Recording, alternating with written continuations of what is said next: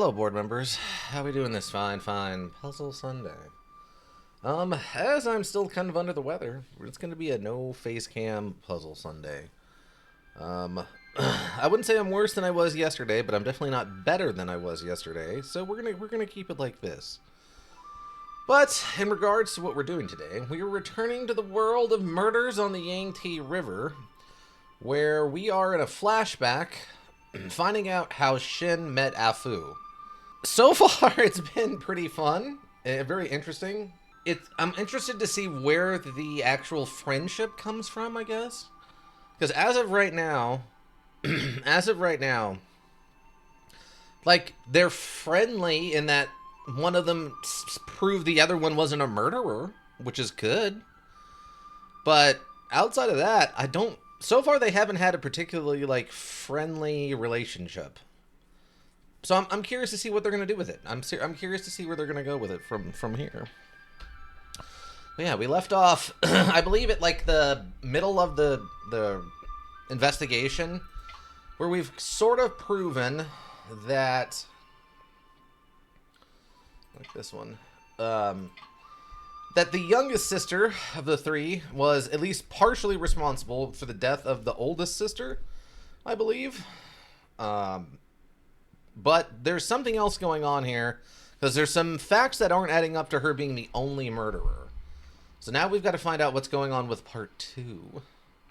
Which my guess still goes to that the younger sister and this guy are kind of working together. She's going to split the money with him. She's going to go do her magic act assistant thing.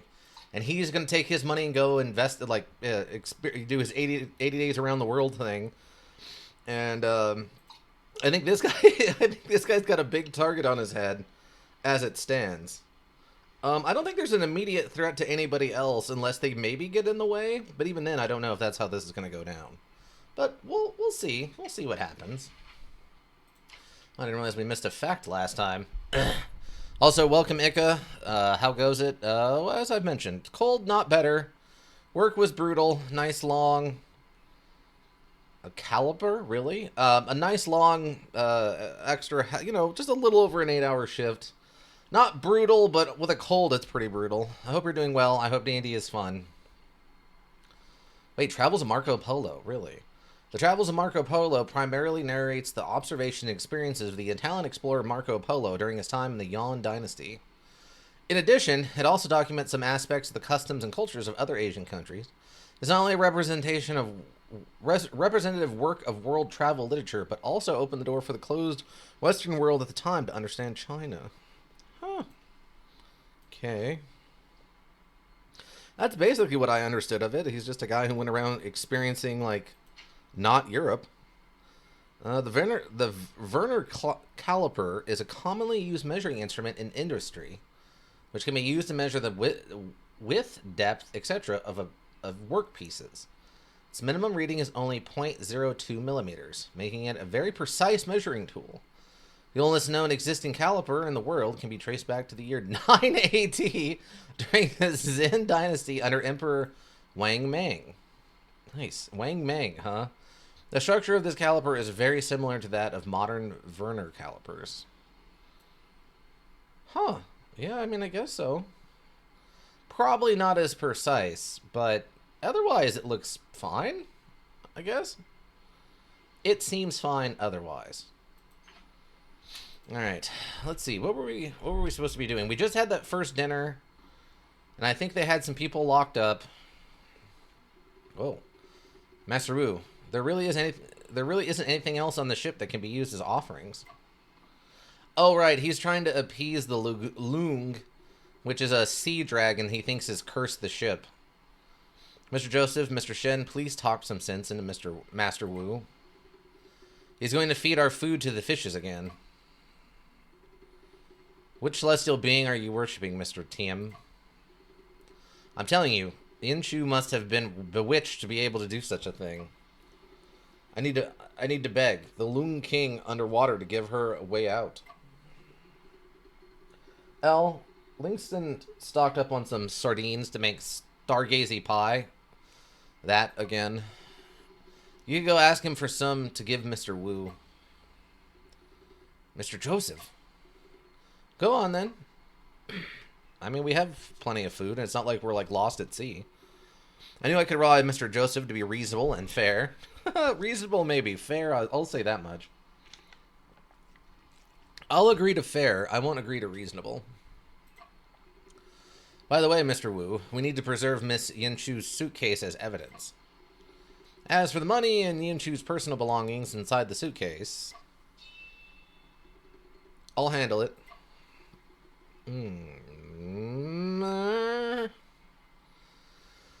Okay, that actually... I don't know if I'm going to be able to do the long ellipses like that tonight, or today, or whatever we're doing. After all, those things ultimately belong to the Wu family. Well, in terms of evidence, we will need the suitcase and the poker cards. Of course, no problem. I almost forgot. We also need the Mahjong card and Yinchu's suitcase, the 8 of characters. What?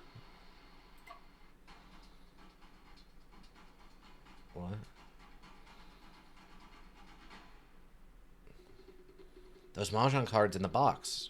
Really left by you, Miss Yinchu? If I answered yes, how would Mr. Shin reason it out?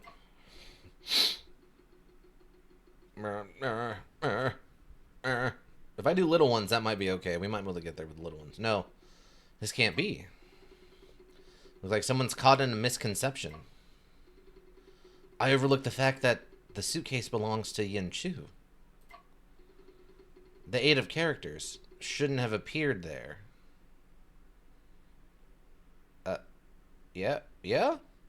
Okay, so the problem here is it's kind of hard to keep track of who's who with some of these names being the same. Like, Master Tien is also Master Wu, but it's also the Wu family. And it's like, I think they're trying to make a pun in the same way that Phoenix Wright makes puns. But not not the same. I guess because it's names I'm not as familiar with as it was for Phoenix, right? So it's just maybe it's hard for me to keep track of who's who. Because the suitcase they were looking in was the little sister's suitcase, right?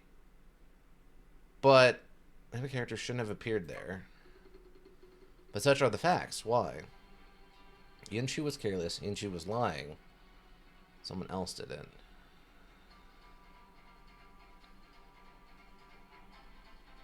Such are the facts. Why? I assume because she was lying? Could it be that Yinchu lied? She was not the one who placed the card? If that were the case, then why would she admit it? Think back on where the Mahjong card was located. I already said that it was inside Yinchu's suitcase. The specific location? To the side of the suitcase, on top of a yellow dress? No. Wait, to the side of the suitcase, on top of a yellow dress? No, that's a white dress. That might be a yellow dress. It was surrounded by poker cards, as well as a blue pouch. I guess this? Be more specific. The Mahjong card was placed in between a 4 and an ace. 2 poker cards. Which proves that Yinchu placed the Mahjong card within the suitcase when she was putting away the poker cards. Because of the sudden power outage. Which also proves that the person who left the Mahjong card at the scene of the crime was not Yinchu. The murderer is someone else. Joseph, Mr. T-Man, back to the dining hall. What? What's wrong? I've wrongfully accused Yinchu. The true culprit is still at large. Let's go. Doubt anomaly of the suitcase resolved. Shin gathered everyone back to the dining hall and shared his deduction. John, logically speaking, your analysis just now indeed rules out Yinchu as a suspect. However, this also rules out everyone else as a suspect. Logically speaking, every single person now has a reason not to be the murderer. There must be something that we have overlooked. Come on, then. I'll go over all 3 cases with you from the top. Co-op deduction. They're gonna... Nope, I can't say that one. The first victim, shipmate Hao Chi, died above the cockpit. Cause of death: choked to death after becoming inebriated. There was 9 of character's mahjong card next to him. Choking to death could have been an accident or a poisoning. Next. Madame Yen died in her cabin. Cause of death: pierced through the heart by a candlestick. There was an 8 of character's mahjong card next to her. After Madame Yen's body was moved to the crew cabin, the hairpin of her head was stolen. Then appeared at the next crime scene. Old Ling died in the engine room. Cause of death: pierced through the heart by a hairpin. There was 7 a character mahjong card next to him. Based on the location and angle of the wound, we can confirm it was done by the same person. A hairpin is not an efficient weapon. Why did they steal it and use it to commit murder? Perhaps there's something special about this hairpin.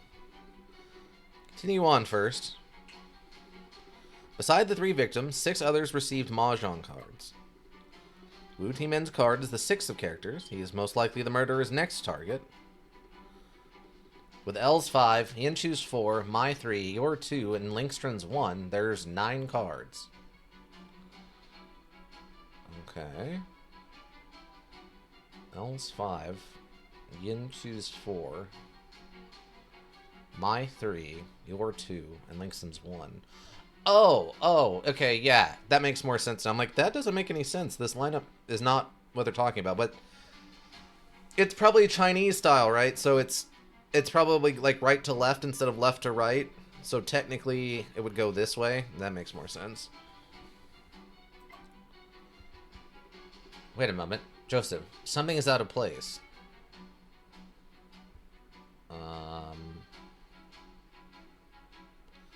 Okay.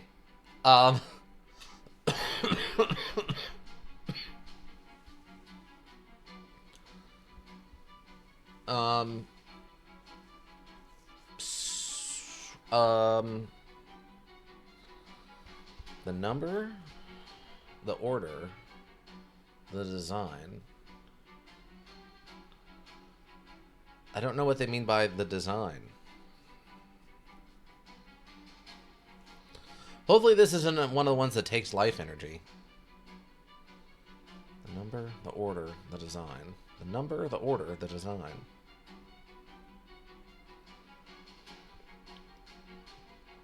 The order?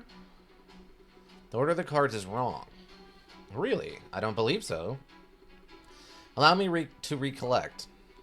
With L's 5, Yanchu's 4, my 3, your 2, and Linkstrom's 1, there's 9 cards. Okay. Wait a moment. Joseph, something is out of place. So it's not the order.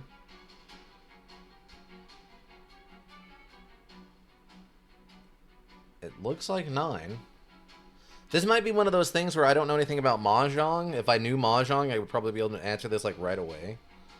The design? The designs of the cards are wrong. Really? I don't believe so. Okay, so I guess it's...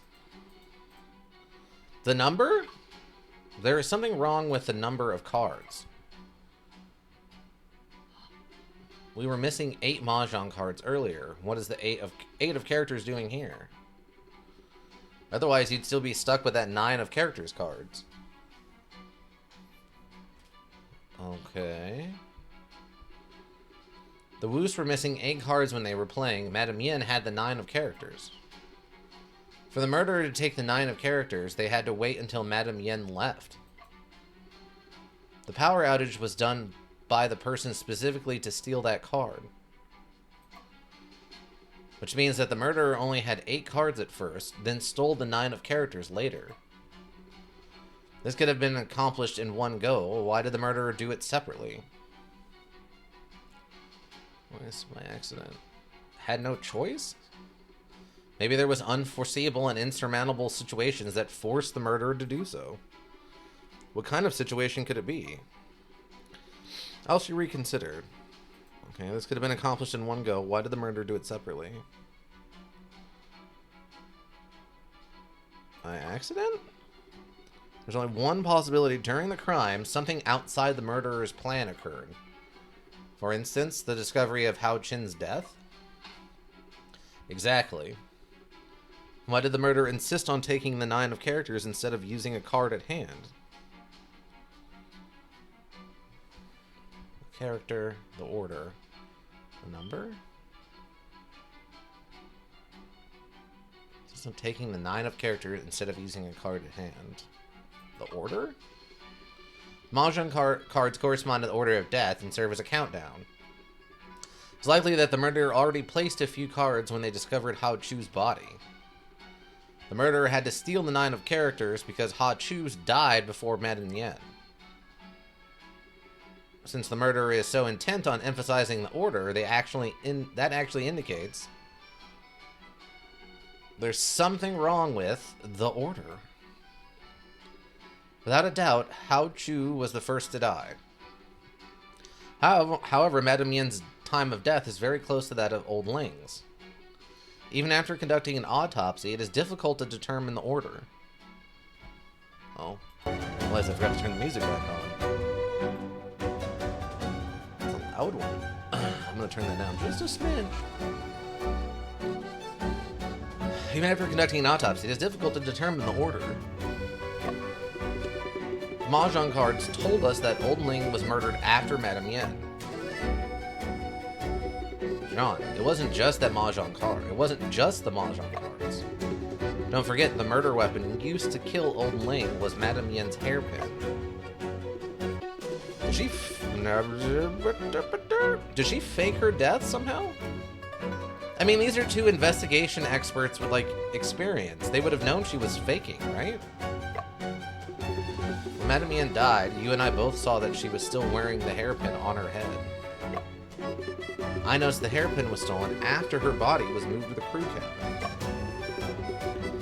Wu Timin said that this hairpin is intricately crafted and it is hard to buy one exactly like it. The murderer could only steal the hairpin after the crime, then murder Old Ling. If this was part of their murder plan, why not take it right after murdering Madame Yen? It is indeed unusual. Let's re-examine the hairpin and see what's special about it. Evidence examination. Okay.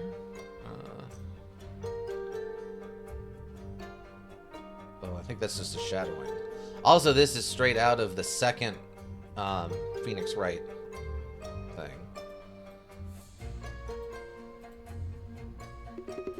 There's a white pendulous bead hanging on the tassel chain that seems to be some kind of jade. Okay.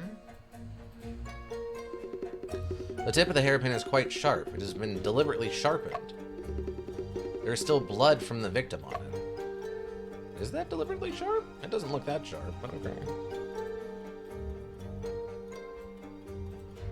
What's going on back here? Any discoveries, John? This detail in a certain piece of evidence in my memory seems to contradict. Okay.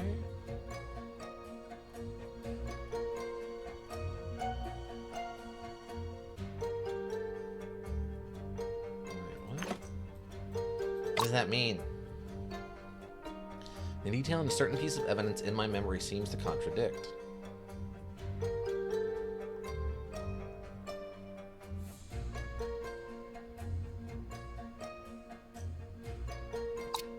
This?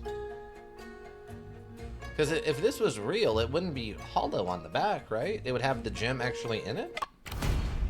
Here's proof. Joseph, if I remember correctly, when the tassel of Maiden Yen's hairpin hangs to the right, the jade stamen faces forward.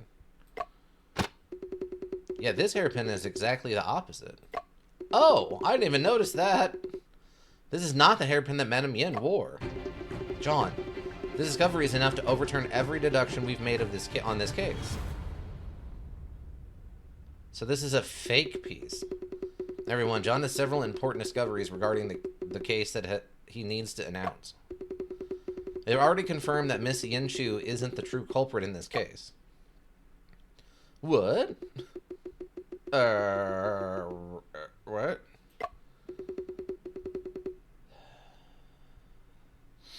My apologies, I was negligent. I told you Yin Chu wasn't bad.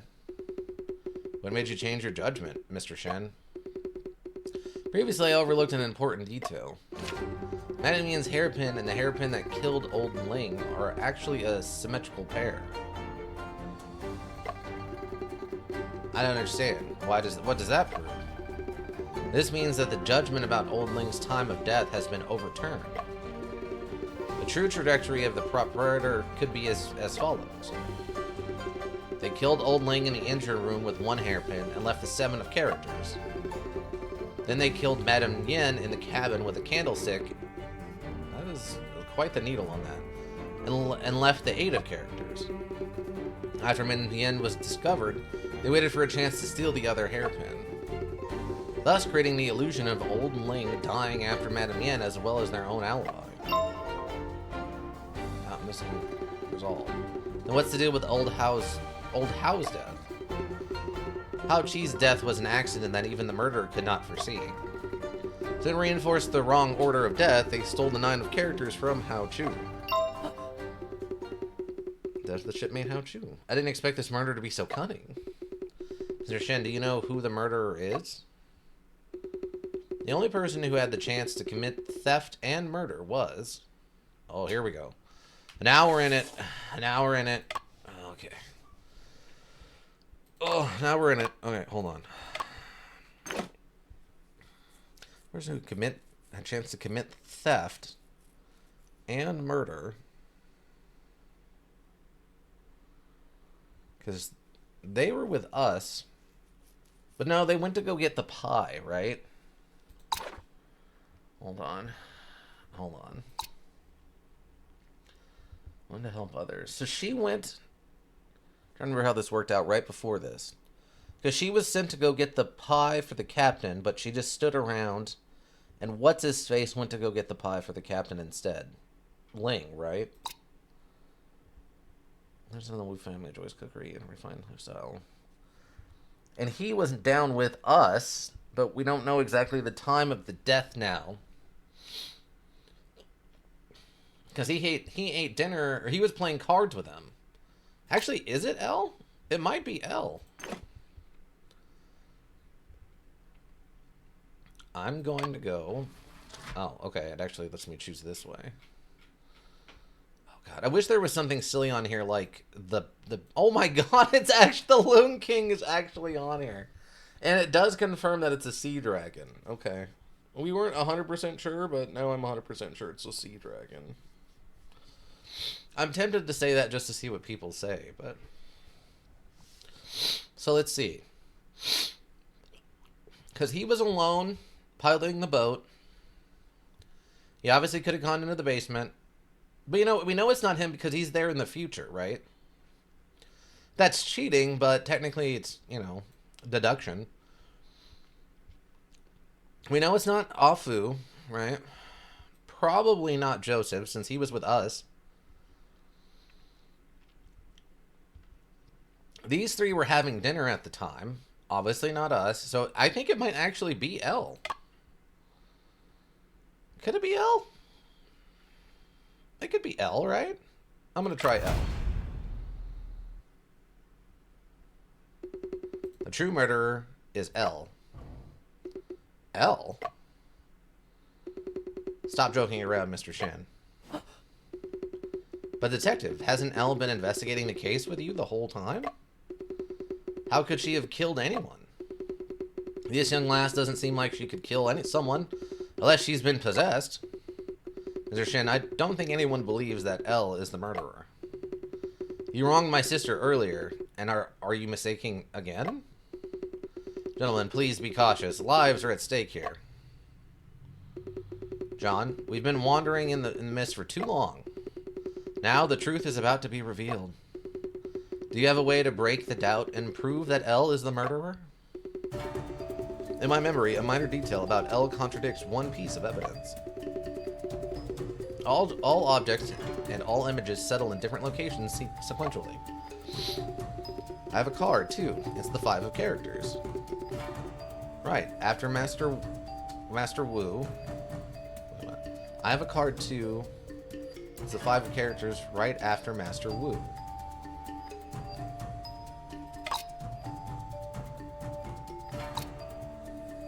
Ling's Mahjong card. Choose Mahjong card. Poker cards. Navigation log.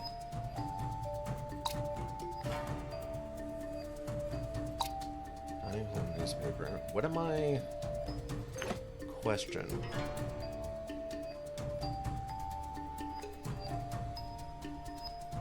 Is there... Pattern on the back. 7 of characters. Choked to death after intermission. Line shows the 9 of characters.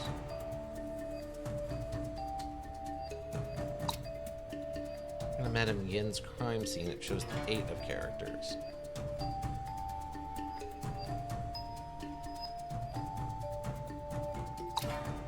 Full speed, slowly advances. Power outage occurred. Restored. Pierced to the heart by a hairpin, no offense. Set in. His body wounds are present on the body, died not too long ago. Also a red string tied to it. We already used that for something. T. Merchant Hu Shin and the missing escort case.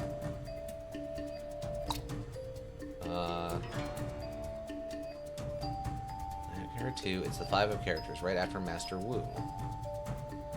Master Wu would have been 6th.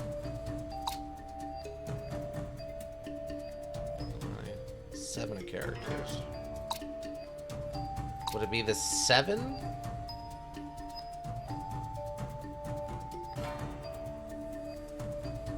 Because I don't have a 6 to present.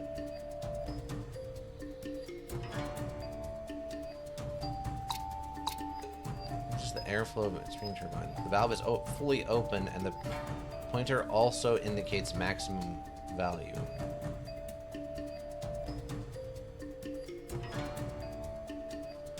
Just the airflow of the steam turbine. The valve is fully open and the pointer also indicates maximum value. It seems like based on this sentence, it has something to do with the card, so I don't think it's that yet. That'll probably be later.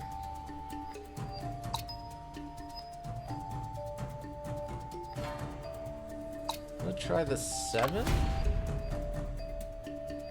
No, the music didn't change, so probably not. Wait, see, that doesn't seem to have any relation between these two.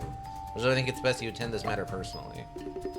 Non-seduction skill, steal a march from me. Please give him another chance. Thank you, Joseph. I shall reconsider. I have a card. Oh, there's more. That's okay. Never mind. I didn't notice the dots. Besides Madame Yin barely weighing anything, it was effortless. Okay. Mr. Shin, there seems to be a piece of paper inside the pile of broken glass.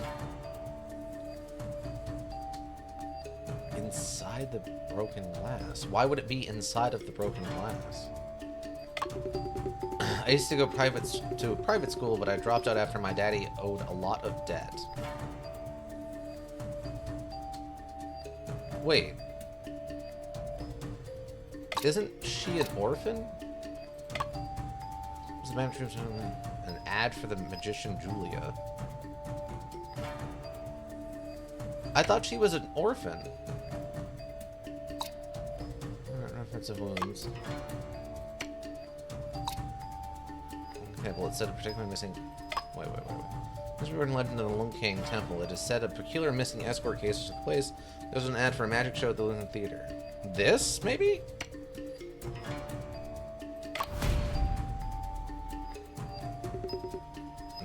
guess not.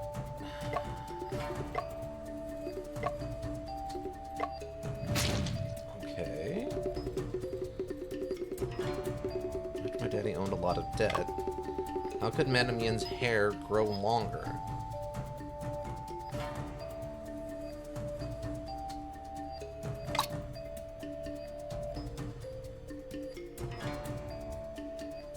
So she was the one who pointed this out.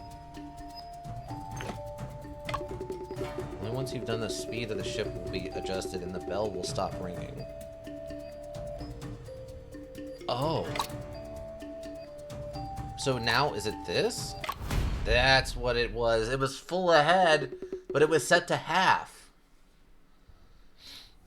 All contacts leave traces. There are no murder plans that can be created without a flaw. The steam valve is one of the flaws that L left behind. What can this mere steam valve explain? L once told me, Mr. Shin, this is the engine telegraph. It's used to adjust the ship's speed. Once you're done, the speed of the ship will be adjusted and the bell will stop ringing. However, according to my observation of Shipmaster Lu's operation, to alter the speed of the ship, you must adjust the steam valve on the steam engine. You're right, Detective. The engine telegraph is just a communication device. It can't change the speed of the ship. It's true L rarely touches the steam boiler, but how does that prove she's the murderer? Because this steam valve has never been adjusted. It has always been in a fully open state. I thought that Mr. Shin was the one who adjusted the last acceleration. Mr. Shin, only you could operate such a complex steam turbine properly. That was why Shipmaster Lu praised me. When in fact, under L's guidance, all I did was operate the engine telegraph. This steam valve has been maintaining the same state as before Old Ling was murdered. Probably the steam valve. Detective, I think I understand, but I forgot he has his weird lisp going on. Detective, I think I understand, but I also don't understand. What does this have to do with wife the case? The time of death. If we combine the steam valve with this evidence, we can deduce Old Ling's true time of death. Oh, I guess probably this? Yeah, that seems right. T12, welcome. How you doing, friend? Hopefully you're having a good day. The log records the ship's navigating at full speed before nearing the Lung King Temple. Therefore, the cockpit is issued a command to accelerate at 2130. So there was a prompt response. There are no special records on the log. Am I correct? Yes, that's true. But in fact, the valve of the steam engine remained fully open. Hopefully you're having a good day, T12. We're doing a no face cam Puzzle Sunday, as I'm still under the weather. And I don't think you want to watch me, like, cough my lungs out. Well, I don't think you would want to. I mean, I don't know what kind of weird stuff you get up to, but I'm assuming you don't. And of course, I forgot my medication at the house, so when I get home, I'm gonna take some Mucinex. But in fact, the valve of the steam engine has remained fully open. Even though there was a response from the engine telegraph, the valve was not adjusted. No wonder our ship would hit a porpoise.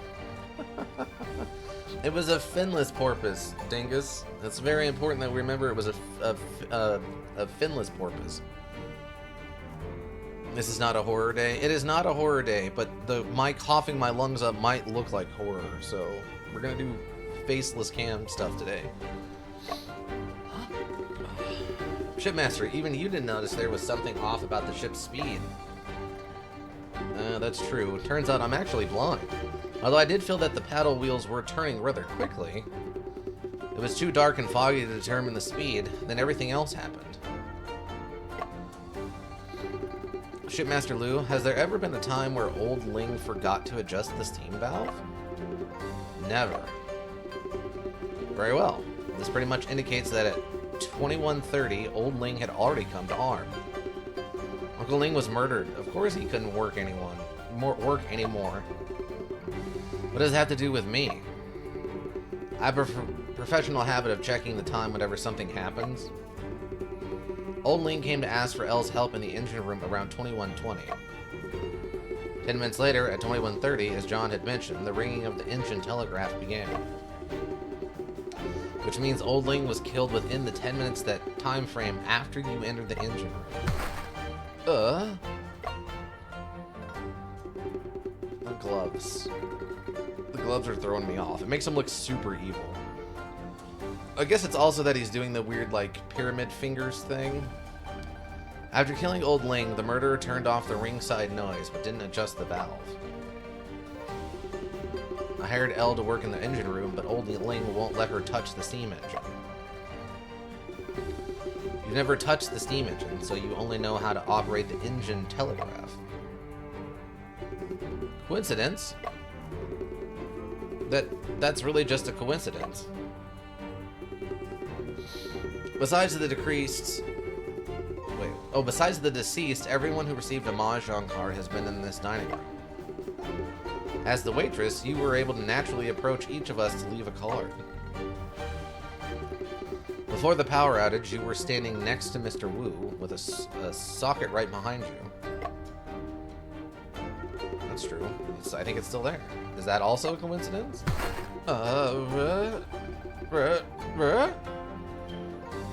Shows him as the mastermind. Oh god, if that's the reveal, that our Moriarty is actually our old friend Mr. Joseph, that's gonna be pretty interesting actually. I'll be okay with that. That we lose Mr. Joseph because he becomes evil, and then we pick up Ah Fu, who's less evil but a little bit more wacky. I'm fine with this. I mean, look at him. Look at him with his weird glasses. Are you saying Elle was behind the power outage? The power outage not only made it convenient for her to take the card from the table, it also created chaos and distracted the shipmaster from using the engine telegraph. Also, as long as Old Ling's body was discovered after Madame Yen, her plan was half successful. Then she just had to steal the hairpin to create the illusion that Old Ling died after Madame Yen. We still have Evil Shen. Well, that's true. We still have Evil Shen, but I can't imagine... How are they going to reveal that Evil Shen is actually Mr. Joseph? That's going to be a weird reveal. I don't know how they pulled that one off. Unless they're going to bring in actual honest-to-God magic, and it turns out he's been turned into an evil spirit that dwells in his head or something. Then she just had to steal the hairpin and create the illusion of that Old Ling died after Madame Yen, giving her the perfect alibi while she investigated the case with John. That is why Elle is the true murderer of this case. Also, she had the opportunity to stab Miss Yen or whatever. Oh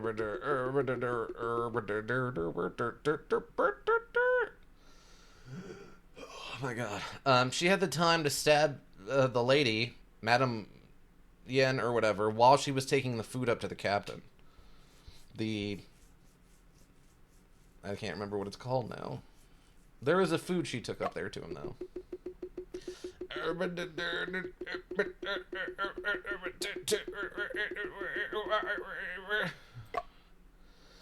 Oh, that is... She just pops a soda! She just pops it! Oh, God! Like she's taking her final hit off of a beer, like, well, I'm going down, I might as well get one last chug in. Mr. Shin, could you allow me to say something? Go on. Mr. Shin, although we haven't spent much time together on this ship, I admire you greatly. I have no way to refute your analysis. What you mean is that our claim is consistent with the facts, am I correct? Yeah? Elle, will you confess to your crimes? I'm sorry, shipmaster. I refuse to confess. Also, why did this one confess earlier if she clearly didn't do it? I mean, I guess they're technically related, right? This is like her cousin? I think this is her cousin. Because I think her dead, like, dad was this one's brother? No, that would make her a niece, right? Yeah, this would be her niece, I think. Mr. Shin, I learned a lot through investigating the case with you. You always say that there are no flawless crimes, but the truth is, flawless reasoning also doesn't exist. You can't ensure the integrity and authenticity of the clues you obtain. Just like Miss Yin Chu's situation, when new clues appear, new logic may also arise. You have a rebuttal? As most of these cases do? John, are you alright? I believe that L is correct. There's no guarantee that there will not be anything new unforeseen. Even if we limit the time of Old Link's murder to a 10-minute interval, we still have no way to confirm that L is the murderer. Don't be too persistent, John. The problem L mentioned is precisely the reason why presumption of innocence is necessary. It is also the source of progress in crime investigations and forensic science. The purpose of a detective's existence is not to catch the murderer, but to find the truth. I understand. Since Elle investigated the case with you, she's been in your line of sight the whole time. This will have a certain impact on her behavior. Considering Elle was with me the entire time, this even may prove that she is the murderer. Oh, this is a big one. This is a big one. Considering Elle was with me the entire time, this event may prove that she is the murderer.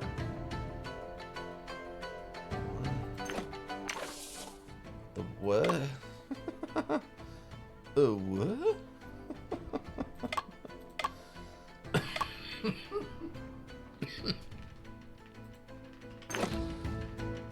Elle was with me the entire time. This event may prove that she is the murderer. This event.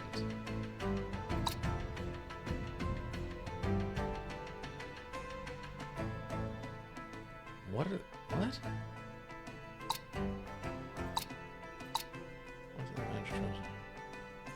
What event? The only event?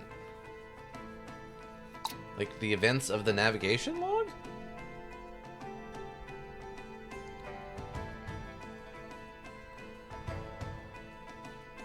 I think this might be a weird sentence structure.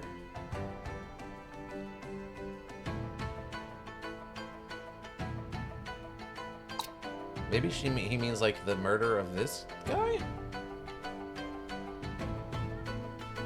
Elle was with me the entire time. This event may prove that she is the murderer.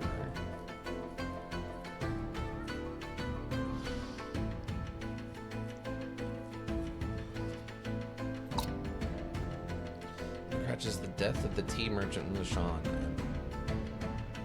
Oh, maybe the death of the tea merchant? John, I'm afraid this piece of evidence cannot prove that Elle is the murderer. Nope. Nope. Wait, what? Wait, 12? What?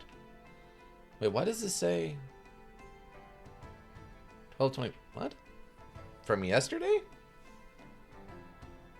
That must... No, that's the autosave data over there. That's weird. So the timing on that must be, like, off? Or something? What? That was the entire time. The event that proved that she is the murderer. Okay, so it wasn't this...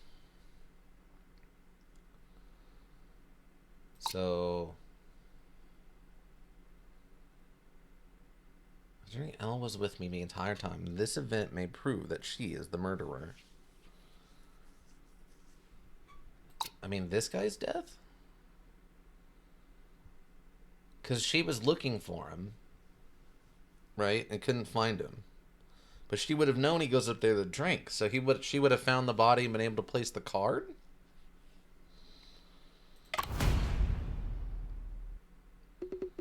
I'm afraid this piece of evidence cannot prove. No, not that one.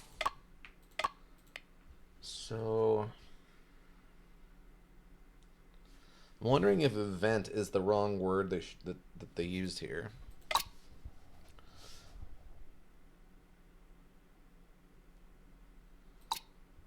Autopsy report. Just reporting a legend. Seven Park that are missing. Oh, maybe this event. Maybe I had the wrong newspaper. The evidence cannot prove that. No, it's not that one either. What do they mean by event?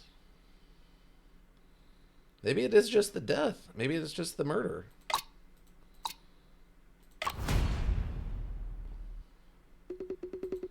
This piece of evidence cannot prove that Elle is the murderer. Okay. I love that the music also broke from this for some reason.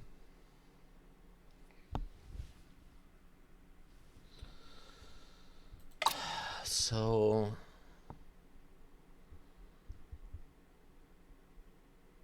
I think Elle was with me the entire time.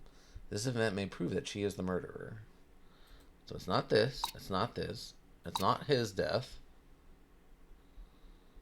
This event. Fully open. It indicates maximum value. So...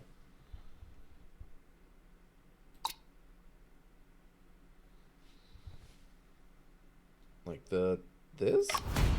Like the time log? No?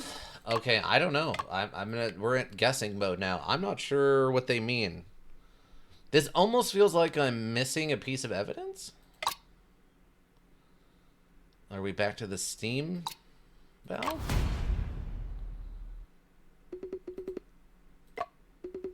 Considering the current situation, we need to become more cautious. Okay, no.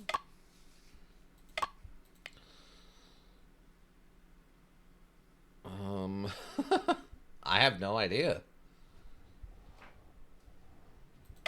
Because none of these are, like, events. This event may prove she is the murderer. Unless it's supposed to be, like, when Afu kicked the body. Oh, I wonder if it's when he went to go get the booze? I don't know how that would prove anything, but... no.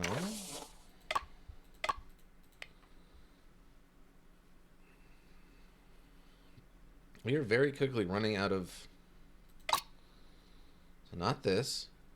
We still have these. We tried this. The cards? Would it have been the cards? Maybe this is... no? I don't know how it would be the cards, but... no? It's not putting the cards away or whatever.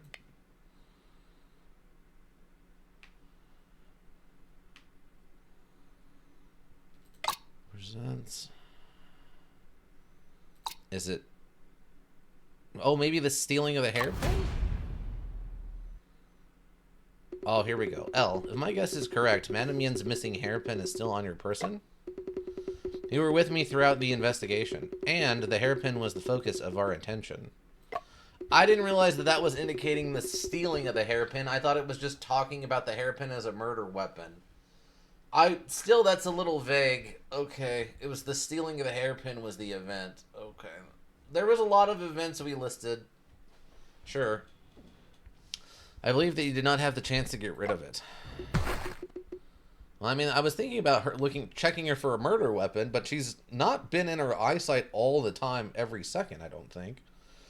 So I feel like there could have been a time she could have easily just chucked the thing off the side of the boat and no one would have noticed, considering the boat's going full speed and it's, like, foggy out. Shipmaster Liu, I would like to ask Miss Yin Chu to help examine L's pockets. This is a last resort. Whether to execute it or not is up to you to decide. Well, life is at stake. There's no need for that. Oh, she's pulled it out. Look out, everyone. She's got a weapon. Huh? She's coming right for us. Blam, blam, blam, blam, blam. Just Shin and Joseph pull out, like, guns and just drop her. And that was the time, Alfu, I stopped using guns. Hell, the hairpin that you're looking for is indeed in my possession. The reason why I've been holding on to it is for this exact moment. Help me. Don't kill me. Don't kill me. Ooh. Off-screen violence. Oh, shit, Master Lu. Master Wu, it's all right now. She's under control now. Got a little karate stance going on over here. Alfu is completely shocked. I don't know where our hero is or his friend. Inshu just saved your life. Inshu, weren't you tied up? This binding method is often used in escape magic. It can't trap me. I didn't realize she was still tied up. I thought they untied her when they brought her to the table. Good, good. Magic is good. Magic is good. A few minutes later. Actively still dying. Huff, that was close. Way too close. I was this close to putting an end to everything. L, there's no hate without cause. Did you have a bad history with these people? How could there be any bad history? This young lass must have been possessed. What are you talking about? We actively know she's related to you. What are you talking about? Wu Tamen. Do you still remember Chao Qinghai, head of the Yangtze River Escort Agency? I always thought my daddy and the others died because the waves tipped over the ship. Until... Quick! Somebody cover up her mouth. Why? Aren't you curious as to why she wants to kill you? Go on, Elle.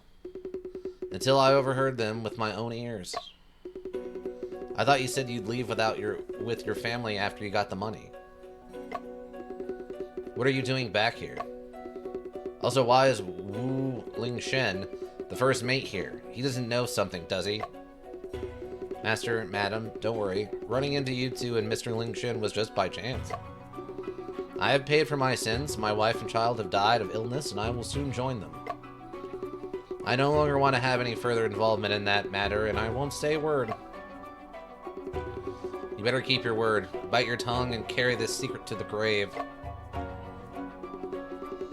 Inju, I think this is too much of a coincidence. It makes me feel uneasy. Those pirates you hired back in the day, can you trust them? Wow. So she actually killed off her dad.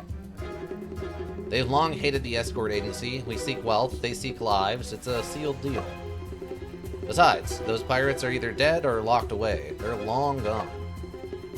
What if there was a careless slip-up somewhere? They were drugged, burdened with rocks, then buried in a sand pit at the bottom of the river. It's impossible to slip up. It seems that it's just a coincidence. Amnaba, good. Oh. You worked an inside job, stealing your own family's transport behind old Master Wu's back. You even spread rumors saying that guards were motivated by greed and fled with the money. The poor escorts of the Yangtze River Escort Agency have been earnest all their lives. But they were betrayed, murdered, slandered, and buried with dirt on their names. I just wanted to seek justice for them. Alas, after the agency died unjustly, peace was no more as the pirates ran rampant. This has been an utter betrayal of their heroism and sincerity. The reputation of an escort is greater than one's life. Every debt must be paid off. The families of the agency were willing to give their all, down to the last grain of rice, just to pay off the debts and save the reputation of the Yangtze River Escort Agency. My poor mommy died performing for money without living to see this day. Dang, alright. I don't know what that means exactly, but these hairpins were my mommy's dowry. Inju snatched one when she ransacked our home. The other, my mommy secretly hid it, saying she saved it for me to keep. These past few days, the tassel of the hairpin on Yin-Ju's head has been swaying before me. After overhearing their conversation, how could I continue to suffer in silence? Mr. T-Man, everything Elle just said true? I wasn't involved. Yin-Ju was the only one who came up with the idea. You weren't involved. So you didn't take any of the silver that was stolen? I just wanted to get some money to pay off my debt. I didn't think she'd be so ruthless. I didn't want something like that to happen either. Oh, Lungting Temple Legends. I've been reciting scriptures every day, sincerely praying for the deceased. Since you're so sincere, please put the whole story on paper and sign it, Mr. Timon. I don't think that's really necessary. Then untie Elle. I don't want to have a brother like you anymore.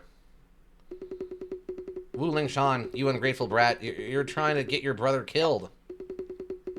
This matter is between you and Elle anyway. Maybe you two just resolve it alone. Come on now, write and sign or resolve it alone. Choose for yourself.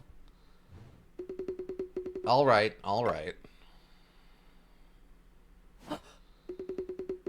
Now that the truth is out in the open, what do you plan to do with Elle? In my opinion, they started it. Elle's revenge is understandable. However, you can't really let him get away with murder. Elle has still taken 2 lives. If we don't send her in... I know I had to face the consequences when I killed them. Yin-Ju and Uncle Ling are dead. Now, with Wu T-Men's confession, I have no regrets. I will accept all punishment. There's no need to put yourselves in a difficult position. Elle, are you sure that's what you want? Considering the unlawful infringement your act of revenge targeted had long to come to an end. Your revenge will be defined as murder. If we just send her in like that, Elle's life will be in danger. I'm responsible for my actions. I won't regret it. Mr. Joseph, is there nothing else we can do? I see we finally on the river. Yeah, no, this one took place on the boat fully. This is definitely a murder literally on the Yangtze River. Not on the coasts, not on like a dock somewhere. This is literally a boat on the river. This is on the river as you can get, short of like swimming in it. And it is one of several murders, so it is literally murders. And there's 2 murders here, so it's plural murders. This fulfills the title. We might actually get the thing here at some point. Punishment must be executed by the officials to break the cycle of murder and revenge. John, what do you think? I would like to advocate self-defense, quote the Great Queen Code, uphold primitive justice. I'm gonna quote the Great Queen Code. Joseph, I believe there is still leeway to turn things around. The laws and decrees of the Qing dynasty are different from those you are familiar with. The Great Queen Code states if one's parents are murdered and they don't go to officials, by killing the perpetrator, they are guilty of killing without authorization. The punishment is being beaten by a staff 60 times. If the perpetrator had angered them into seeking revenge, punishment will be further reduced. So the detective means that not only is Elle not required to pay with her life, there's also a chance to reduce her sentence? Oh, that's amazing. What a bizarre code. Alright, Qing Dynasty, you've got some stuff going on, I see. Interesting. Very interesting. That's impressive. What's that? You murdered the people who killed your parents? Yes. Did you do it, like, cold-blooded? No. I found out about it, and I got real angry, and I did it at a crime of passion. You get 30 lashes. Good day. If Miss L does not mind, I'm willing to serve as your litigation lawyer. Thank you. Achievement unlocked. Mystic ship in the mists. Achievement unlocked. Great inventor. That was a lot for solving one case. Okay, solved. Case solved. Oh, that got me so excited I started coughing. Oh, this is Post? Wait, why are we friends with Alfu in this moment? What about Mr. Joseph? Mr. Joseph? What a whirlwind of ups and downs and twists and turns of events this evening. Well, you were on your toes, fast on the draw, and quite literally the cat's whiskers. No. Figuratively. He's not literally cat whiskers. He's figuratively the cat's whiskers. Joseph, you need to hold your horses with the learning idiosms. Okay, good. They called him out on that. John, why would you say something like that to sadden me so? He is slow and said he wins the race. Then could you evaluate my proficiency in idiosms? It is out of this world and beyond belief. You bet your boots we go hand in hand. That was an incredibly silly conversation at this point. Hey, bud. After this, it seems Miss Yin Chu and Mr. Timen have lost their inheritance rights. If you didn't just bring it up, I didn't even notice that. That's why they say what goes around comes around. Timu dug his own grave, but Yin Chu, if she ever needs money, as her brother, I won't stand by and watch. Okay. Afu, why have you been following me around? That's a very good question. Detective, my tongue is okay now, so I can speak without any problems. Great news. For the next few days, keep a light diet. Speak less and rest your tongue. You're amazing, Detective. You managed to crack a difficult case. Actually, if it were not for Elle's eagerness for revenge, this case... At least all's well that ends well. You were about to string the evidence and testimonies. They were like scattered fish balls. What? Huh? You were able to string the evidence and testimonies that were like scattered fish balls. I don't think that line translates into English very well. I understand what they're saying. It just sounds odd when you say it out loud. Into an intricate and delicious fish ball skewer. Good save, Afu. Good save, Afu. Oh. Afu, you may as well speak your mind. I wanted to say that... Are we gonna get a confession of, like... I'm assuming it's gonna be adoration, but it should probably be, like, some physical effect in here or something. The work you do, Detective, is extremely meaningful. If the truth behind the missing escort was exposed back then, this strategy wouldn't have happened. So...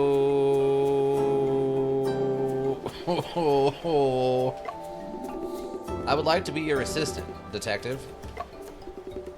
How can you be a detective's assistant when you faint at the sight of blood? Bloodstains are inevitable at the scene of murders. I've already come up with a solution. Oh my god. That's why he wears those weird glasses. Okay. Look, Detective.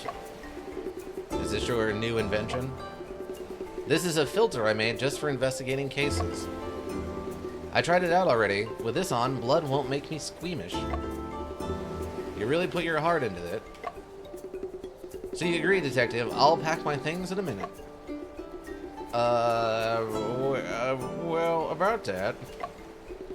I understand physics and I'm good at mechanical research. I bet I can help you in the future. That was... Oh, okay, he was just like catching up with us. Detective, Miss Yanchu seems to be waiting for you up ahead. Yeah, I'm still confused on why you took the fall for this and didn't, like, argue it more. We were able to get to the bottom of this thanks to you, Mr. Shen. I was only able to get close to the truth through pure luck. Mr. Shen, there's one more thing I'd like to ask your help with. Please speak freely, Shipmaster Wu. Afu came to me and said he wanted to go solve cases with you. Afu shut himself in and made gadgets on this ship ever since his grandfather passed away. Now that he's willing to get off... Now that he's willing to leave, not get off, I can't tell you how happy I am. Oh my god. Okay, I understand the sentence structure. I get it, it's a second language for them, but that sentence structure is rough. He's a simple and pure kid. I worry about him, so please, Mr. Shin, look out for him. Rest assured, Shipmaster Liu, I will take care of Hafu in your place. Hi. Mr. Shin, there's something you should know. Please go on, Miss Yanchu. Elle said that she saw me speaking with Uncle Ling in private. It's the truth. Miss Yanchu, what did Uncle Ling speak to you about? It's almost Elle's birthday, so Uncle Ling prepared a yellow coat skirt as a gift. He embroidered the geese on the skirt himself and was just asking me if they look like ducks. Uncle Ling loved Elle with his heart. They were like a true father and daughter. How did things come to this? The location where Elle stabbed Old Ling to death was next to the speaking tube. Yet Old Ling did not resist nor call for help. He must have felt mixed emotions before he... Yanchu, why don't you tell Elle about this? Perhaps it could resolve the feelings of estrangement in her heart. Don't judge a person before you walk a mile in their shoes. Miss Yanchu, I approve of your decision. There are some grievances that cannot be resolved. By the way, Yanchu, there's something I just can't understand. At the time, why were you willing to risk it all to put away that deck of poker cards? Other people may not know, but I know that you really don't care about your inheritance. Maybe I was just scared senseless by what I saw? Actually, when investigating the poker cards, I noticed something else that was odd. That must be the secret that Yanchu truly wanted to protect. Let things be or dig deeper. Let's dig a little deeper. Give me them secrets. Point out the peculiarities of the poker card. Oh, look at that. That's an ace and that's a 3. Weird. Also, there's only like 2 hearts on here, which is also odd. The 3? I don't know which one's the odd part. I heard that Unique Mo's most famous performance, Telepathy, uses poker cards. Is this set of cards, the number of pips on some cards does not match the numbers on the corner. That must be the case. Afu, I believe that compared to fame and inheritance, what Miss Yanchu truly cares about is how to protect the secret behind the magic trick. Mr. Shen, you're free to interpret this matter however you like. If you ever visit Shanghai, you're welcome to come watch our show. Aren't you closing down?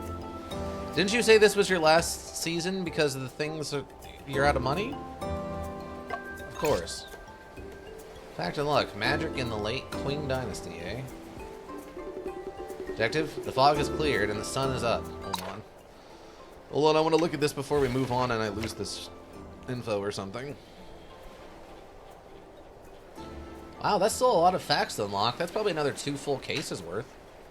Before the 19th century, magic in China mainly consisted of traditional tricks, often part of an ancient variety art. However, as the Qing Dynasty neared its end and China opened its doors to the world, foreign magicians began to perform in the country. Magicians like the British Wana and the Japanese Ten-ichi, Shokoyuzuke, Kusei? Tsukoyusuke brought over awe-inspiring large-scale magic tricks such as beheading and cannon firing at a lion. Oh god, that is such a good mystical title of a trick, right? You have the super powerful, amazing, inspiring magical tricks of beheading and cannon firing at a live person. There's no secret terms. It's not like an IKEA desk for a name of a magic trick. It's literally just what it is, huh? Neat tricks, right? They're tricks that can only be done once, but boy, are they impressive.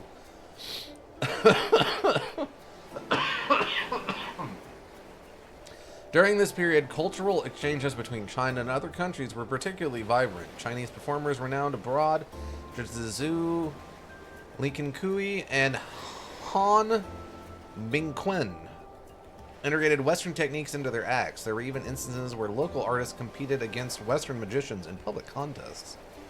Fun! Alright. Detective, the fog is cleared and the sun is up. That does not appear to be the case, based on the art, but okay.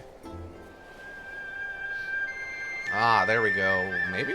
Nope. Still foggy at nighttime. Still foggy at nighttime. Still foggy at nighttime. Where's that sun? Where's the sun? Sun? I need a sun? Ah, there she comes. Right over the hill. There, she'll be coming right over the mountain when she comes.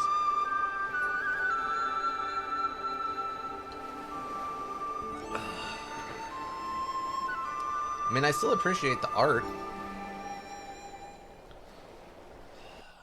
Oh. So, did L's sentence reduction succeed in the end? Of course. Shin always keeps his promises. For her, it's a kind of justice finally served. But I feel like something is still not quite right in this case. Miss Wen, please share your thoughts. Time. In theory, L considered murder after eavesdropping on Yinju and Wu Timen's talk. But is it possible for someone to devise such a meticulous plan in such a short time? To plan ahead, how could she ensure all was board the ship? Miss Wen, you're indeed sharp, noticing even this detail. Shin, is there still a hidden aspect of this case? Indeed, someone has benefited significantly from this incident. Unfortunately, Elle decided to shoulder this on her own, and we can't find any other evidence. Is that person... Shin, Miss Wen, we've arrived in Yangchao. Wait. Is it going to turn out Mr. Joseph has something to do with that whole thing? Because I'm assuming that since they lost the inheritance, it went to the brother, right? Is it going to turn out he secretly did have something to do with it? Like they said, it was an odd coincidence. An odd coincidence that all of them were on the boat. Finally, there's an opportunity to... Umbrella opened successfully, hands-free. Yangchao is her hometown, isn't it? That's correct. You rarely mention it. The experience hasn't been pleasant. Golden Publishing House is right ahead. Shin, let's go there quickly. I don't understand why that one was on their own timer. I couldn't click through that. I don't know why they didn't just have me click through that like everything else. Is that guy just eating a straight up... No, that can't be a pickle. That's got to be like a sugar cane or something. What is this guy eating? Hold on, I need clarification. What is this guy eating? I thought it was a pickle at first. I'm like, or like maybe a cucumber? But there's no way. It's like pointed at the end. That's got to be a sugar cane or something. Assuming this is just a clothing store? Those robes almost look like the wrong kind of robes, though. They don't... Can I help you? Is that... Is that Ruth Bader Ginsburg?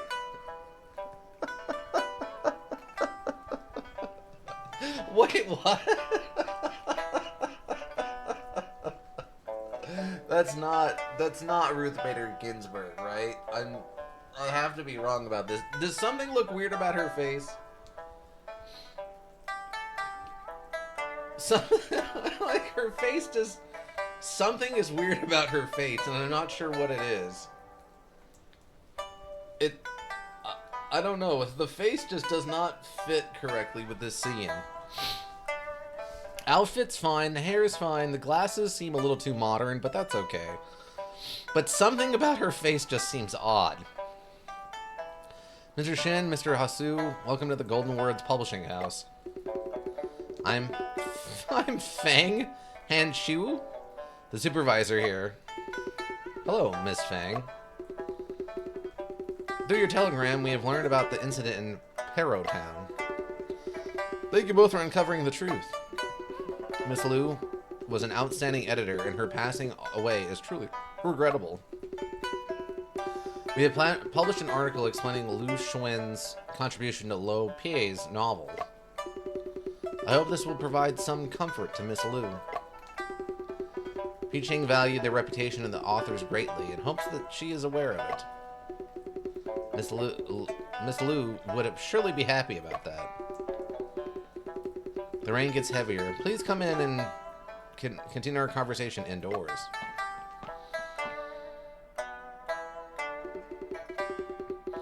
I wonder if this belt across the middle is his umbrella machine. Mr. Shen, are you here to look for a specific book? May I know the title? I'm not sure about the exact title either. But according to Lo Xuan, Lo Pei's The Confined Room Mystery borrows ideas from this book. The manuscripts that Pi Cheng has handled are plentiful. If we were to go through every piece of them, it would indeed take a long time. Mr. Shen, do you have any other information? This matter might be helpful in finding the book. Pi Cheng's work, Xuan's accusation, Lo Pei's visit? I'm going to go with Lo Xuan's accusation. Did Miss Lin mention anything about Lo Pei borrowing ideas from others before she left Yingzhou? She mentioned that she wanted to verify something with him, but she did not provide any details. Why didn't she mention it at all? Pi Ching is a cautious person. She never spoke without conducting thorough investigations first. The matter might be helpful in finding the book. Lo Pei's visit. Oh, because he was the one who went to the actual town, right? 6 months ago, Lo Pei's visited to the publishing house. He must have read the manuscript during that time? That time, it was me who invited Lo Pei to come, and I also took him to the archives. But I'm not sure which manuscript he had gone through during his visit. This matter might be helpful. Okay, Pi Cheng's work then. What kind of work was Miss Liu busy with during her final days? Was any of her work related to the manuscripts? If I had to say, Pi Cheng has recently made a great effort to reread the rejected manuscripts. Huh? Why would she reread the manuscripts that have already been rejected? Previously, we didn't prioritize detective novels such as a genre, so many submissions were rejected. But in recent years, detective novels have been increasingly popular among readers. Pi Cheng has hoped to discover more talented authors from within this genre. In other words, there may be some excellent novels that have been overlooked in the rejections? Exactly. Pi Cheng believed that the popularity of detective novels can bring great benefits. It showcases a rigorous mode of logical thinking and also encourages everyone to seek the truth. For readers constrained by the 8-legged essay, okay, this is a refreshing change. What Miss Liu was doing was indeed very meaningful. Maybe Miss Liu realized the ideas in Lo Pei's books were plagiarized while sorting the rejects. That's why she went to talk to Liu Pei. Sure. Miss Fang, could we take a look at those rejected manuscripts? They were all sent back to the archives room. Let me take you there. Around 15 minutes later.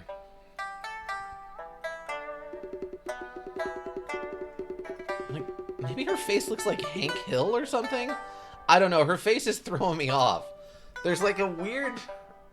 Her face has a weird tone to it. I don't know how to describe it. Strange. The rejected manuscripts that Pi Cheng has sorted through were supposed to be here. Oh, maybe it's the nose? I think it might be the nose. I think it gives this, like, Beavis and Butthead effect to her face. Like this, maybe that's what it is. The art style for her face and stuff feels different than the other people's. I don't know. There's just something weird about this lady. I don't know. How could they have disappeared? They're gone. They're gone! Shouts the lady? With a Pikachu parrot? Wow, it's the parrot talking. Praise me, praise me. Chihiru, did you finish your meal? I'm done. I'm done.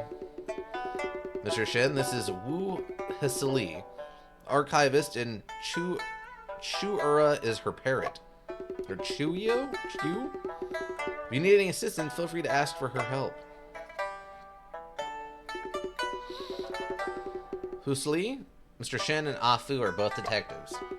They came to us to investigate clues, and we will do our best to assist them. Detectives? The kind that solves murder cases? Oh, I thought she was going to be mute and the bird did all the talking. Okay. Exactly. How interesting. I love it. This is actually the first time I've met a real-life detective. Alive. Alive.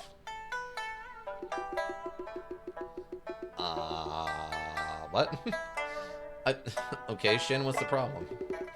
Actually, I am a detective novelist too. My pen name is Appa. Appa? Like, Appa, like the thing that the Avatar rides on?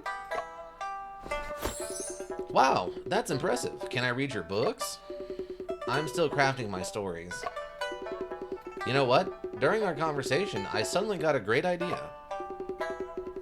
A detective came in search of lost clues. What lay before him were piles of manuscripts. To find the crucial evidence from within, it was an unprecedented challenge. You haven't even started writing yet.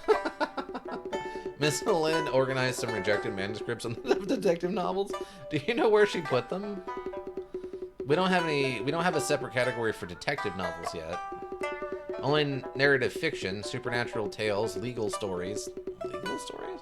Kung fu novels, also really interesting, and romance fiction. Those rejected manuscripts were originally piled up messily on the table, but I spent 2 full days organizing every single manuscript, and they are all now systematically filed. Praise me, praise me.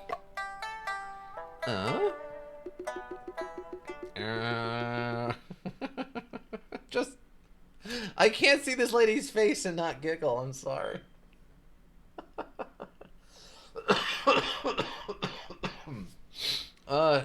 Her face looks so odd.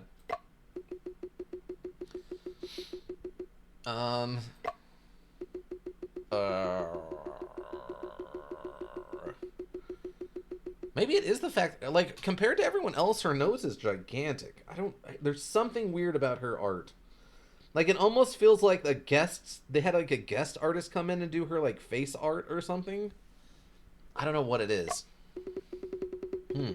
Why does everyone look so unhappy?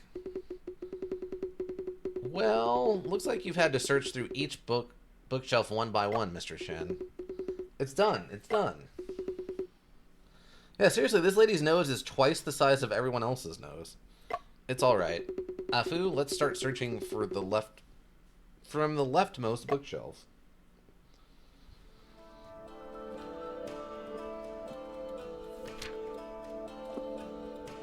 Okay.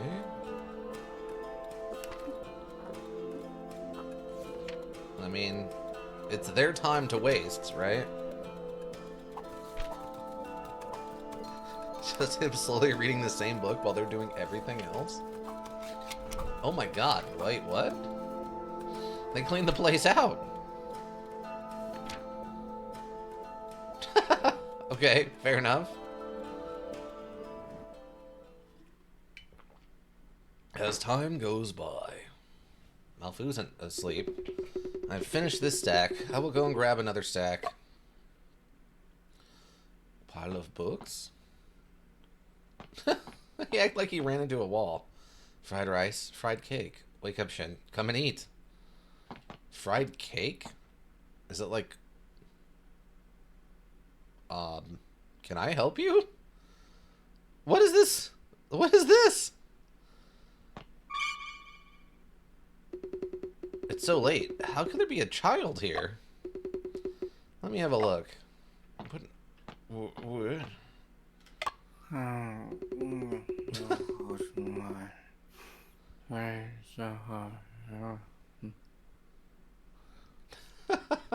That's a good sound effect. Afu is sound asleep. Let's not wake him up. They're all manuscripts that have been reviewed. have come across any plot similar to the combined room mystery. All the books on this bookshelf have been reviewed. Are we finally going to get a ghost? I really hope this is a ghost. Oh, he's walking. What does that mean? Cutscene? How did it end up back here again? Afu has also disappeared somewhere? Oh, he's dreaming. He's dreaming. Okay. He just fell asleep. Never mind. I was really hoping on ghosts. We could still get his weird inner demon ghost, or whatever that thing is. We could still get that, but as of right now...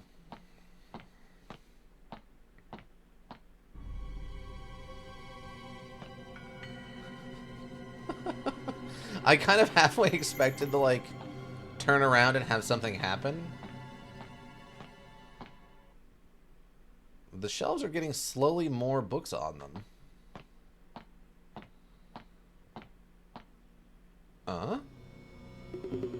Back once again. The Confined Room Mystery Chapter 5?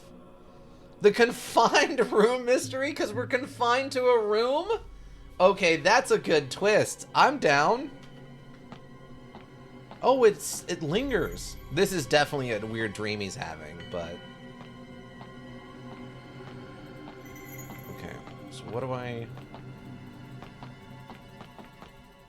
We just slowly stutter step our way over here. I can't seem to interact with anything. I guess we'll just keep going and see. At some point, something's got to change, right?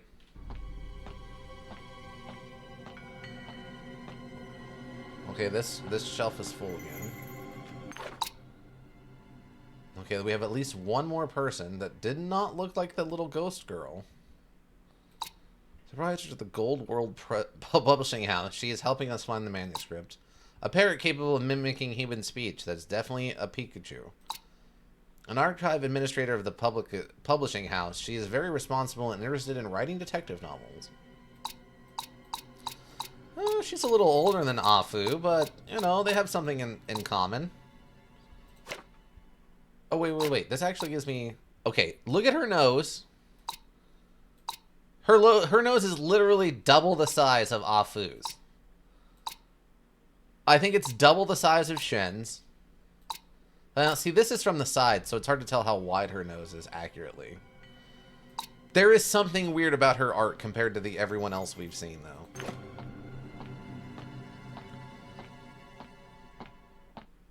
Oh, all the bookshelves are full again. The bookshelf is filled with books. There seems to be one book that appears different from the others. Not Necrocomicon.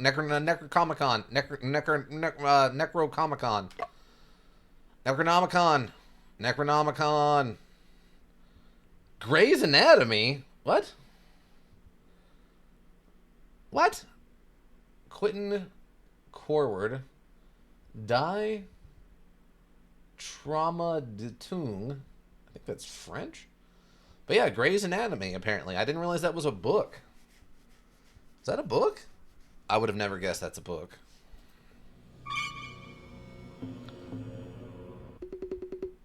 Don't be afraid. It's me. Chung Ping, did you steal Dad's opium pipe again? I guess that's what that is. Where? Where is it? Lord Shen? Brian Shen. Oh, is this like his dead sister or something? Don't make a sound. I'll go handle it. Dad, what are you looking for? Where is my money? Where is my money? We have been out of money at home. You've sold off everything. Who said there's no money left? Where did that little rascal go? The manager of the theater will come to pick him up in a few days. As long as he behaves and goes with that person, it's quite a sum of money. You're insane. After raising you for so many years, it's time for you to show feel piety. Feel piety. Shen Chung Ping. You were hiding here all along. Is that their dad? Run, quickly. Oh, okay. Oh, okay, we have to kind of dodge. Okay, this is definitely a nightmare we're having. Wait, I hit that? What? Oh, maybe there's another layer down. Oh, that's... Oh, oh god. Okay, well. He's almost got us.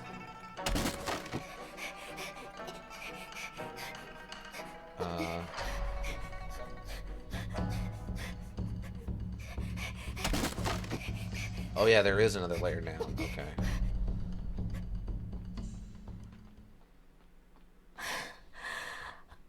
Yeah, maybe that's just little Shen.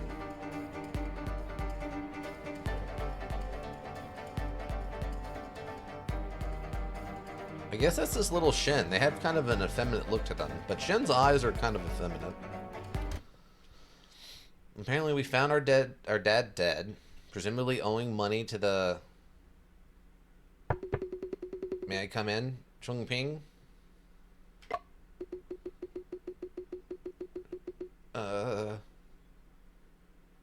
What is this thing? If you don't let me in, then I'll have to perform the magic tricks for someone else.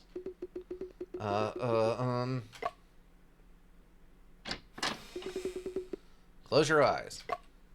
Because, I mean, Brian's the older brother. So I guess Lord Shin was the dad.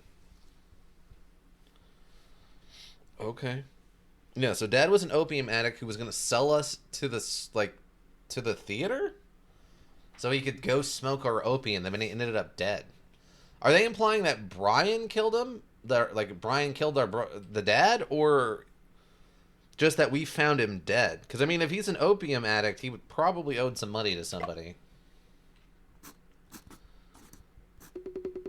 Open your eyes now. Oh, glow-in-the-dark paint's fun. Do you like it? This is fluorescent powder. It glows in the dark. Chungping, have you heard the story of the little monkey? What? You mean, like, Curious George? One evening, a little monkey was playing by the pond. He saw the moon reflected in the water and reached out to touch it. That sounds like something a monkey would do. Ripples appeared on the water's surface, and the moon disappeared amidst the ripples. The little monkey was shocked, thinking that it had shattered the moon. Actually, it was just the reflection of the moon in the water. The moon disappeared because it was covered by the clouds.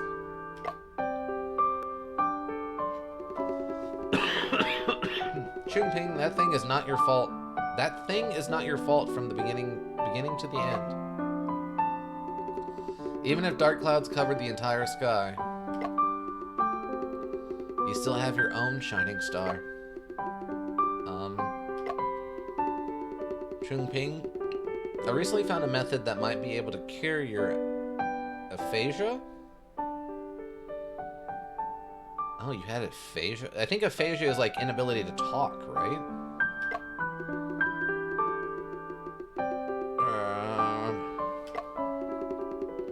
I read in a medical journal that excessive fright may cause tongue reaction, leading to hyoid dislocation and speech impairment. If the hyoid bone is repositioned using a clamp, speech function may be restored.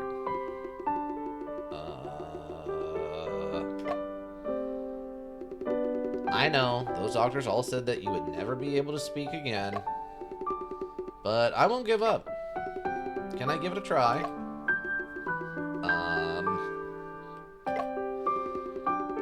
Probably radioactive. It's not radon. They make I mean, it could be radioactive, but I don't think it's radon. They make non-hazardous glow-in-the-dark material. I don't know about back then, but plus that was glowing blue and not green. I think radon's green, right? Chungping, please try to open your mouth as wide as possible. Now slowly stick your tongue out. That is Where... Okay, so he's also tongue-tied. He can't actually stick his tongue out. Very good. Brother, it hurts. Also, you can speak now. It's unconscious trauma cannot be released or healed. If unconscious trauma cannot be released or healed, they may result in the emergence of different selves to avoid confronting internal conflicts. Oh, we just have a slight split personality disorder. Oh my god, is that what they're getting at? This is one of the psychological defense mechanisms for self-protection. What are you reading? Freud's The Interpretation of Dreams. It explores the origin and treatment of mental disorders. Fragment unlocked. Mental disorders? I want to understand the psychological reasons behind opium addiction and find ways to treat it. No wonder you've been reading medical books lately. Opium is rampant nowadays, causing harm not only to our family, but also to countless others. We are the murderer. Oh my god, if there's one of these that turns out the twist is that our split personality is actually the murderer in one of them, that's gonna be amazing. But that feels like the end of the series kind of thing, right? You can't do that at the end of the first one of these. You have to wait till like the end of the 5th one. And you're gonna have to figure out a way in the 6th one to like walk back from that. And I don't know how you walk back from our split personalities actually secretly the murderer in that last case. That's a big one to walk back from. Especially in the early 1900s. There are already drugs available on the market for quitting opium, aren't there? Most of the opium cessation medications are placebos. Expensive, yet with minimal effectiveness. Therefore, you want to find a truly effective treatment method? In one of Freud's articles, I learned about a plant called croc? Freud utilized extracts from it to treat conditions such as depression. If this could help with opium addiction, then the tragedy of our family would not be repeated.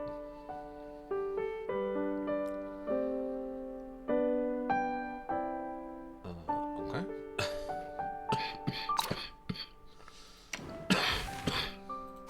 Don't you just hate it when you're slowly dying a little bit faster than you're supposed to be? Okay. Sigmund Freud. Sigmund Freud, an Austrian psychologist. That's what he looked like? Well, every representation I've ever seen of this man, if that's what he actually looks like, it is the paintings and stuff do not do him justice. Like, every photo or every painting or representation I've ever seen is this really thin-faced guy. Maybe this is when he was young, and then when he got older, he got really thin-faced or something, but... Sigmund Freud, an Austrian psychologist and the founder of psychoanalysis, believed that childhood experiences have a significant impact on an individual, even shaping one's personality. This led to his theory of the unconscious, where repressed desires and fears reside hidden from conscious awareness. In The Interpretation of Dreams, he argued that dreams are not divine revelations, but expressions of the unconscious self. For instance, a child who gazes at mountains might dream of climbing them. By analyzing dreams, one can trace the origins of psychological issues. I don't think he means dreams as in, like, the things that happen when you go to sleep. I think he means dreams as in your goals. Like your life goal dreams, maybe? But I don't know about that. I mean, Sigmund Freud has been pretty soundly debunked at this point. His legacy is more of the fact that psychology is a thing, and he started, like... He really made it popular investigating psychology, but from what I understand, his actual thought processes on psychology and psychoanalysis are pretty debunked at this point. Alright. Let's go left. Nope, there's an invisible wall. Can't run. I thought that was a gun for a second. Brother, how much longer do we have to wait? Fishing is so boring. Shh, I caught one. Don't let the fish escape. When the fish bites the hook, don't rush to reel it in. Be patient and wait. When a big fish bites, there will be a noticeable tug. Just now. Hiya! It's a mandarin fish. Mandarin fish? Let's go home. Tonight, I will make steamed mandarin fish. That's great. We have fish to eat.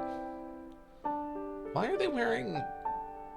Like, this I can see for the sun, because you're fishing outside, it's sunny, that makes sense. What are these outfits, though? It almost looks like camouflage, but why would they need that on fish? Is this a thing? Is that Chinese fishing equipment? Oh, okay, I guess we're done. I thought something else was gonna happen. The northern part of Russia is adjacent to the Arctic, and has snow throughout the year. Every day feels like winter. It's freezing cold. Is there a place where it's always summer?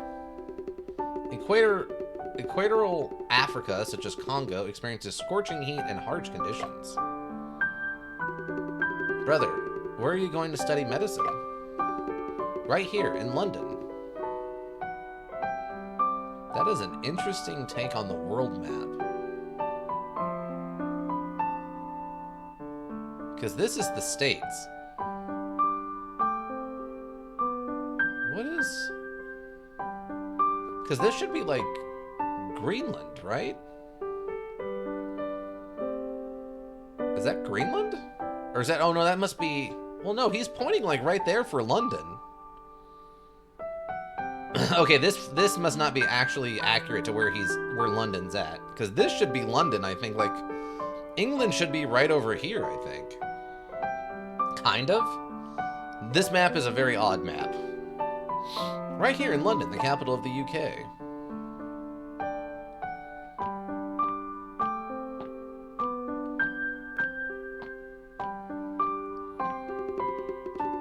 You two young gentlemen have great talents. Especially younger Shin obtained a government scholarship for studying abroad. Let's take a photo today to commemorate the two of you. Once the two of you return, you will surely achieve great success and accomplish great things. Our photography studio can also share in the glory. Relax, don't move for about 25 minutes. Well, I don't know, by the 1910s, you might have had faster cameras. In the 1800s, it's the real slow ones where you just sit there for 20 minutes, but by the 1910s, they might have had a little bit faster system. Brother. Who in the world murdered you?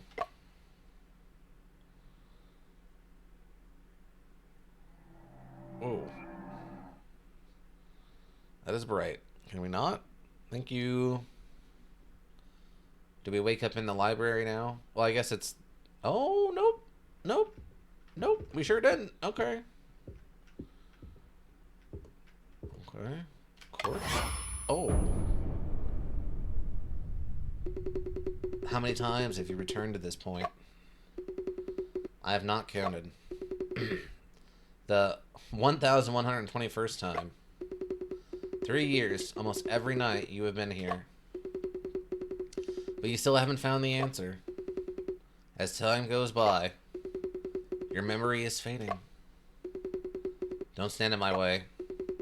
I will definitely uncover the truth behind my brother's murder. And I guess you have no time to lose. Oh, it's the Scottish constable. Book's on the desk. Book has been taken from the desk. However, it cannot be determined if it was missing before or after the incident. Class photo. Photo of my brother with his classmates taken by Joseph. Oh, Joseph. Okay. One person in the photo is Stone Wu, and the other person is Toby Shang. Wait. Stone Wu? Wait, as in the Wu family? As in the people from that boat? Is it gonna tie back together with that family again? Also, stabbed in the heart with a dagger is weirdly in line with the murders of the other people. Stone Wu. Was he investigating the pirates? Huh. Candle. There are 7 candles on the floor, arranged in the shape of the Big Dipper. Each candle has been firmly fixed to the floor with wax. Two of the candles have a shallow scratch on their side. You're gonna tell me what that is? Telegraph machine. Oh. This is the telegraph machine on the table, and there are traces of it being used on that day. The Morse code paper reel we found should be fitted with the hexagonal area of it on its tape. Other than that, no other abnormalities were found on the machine.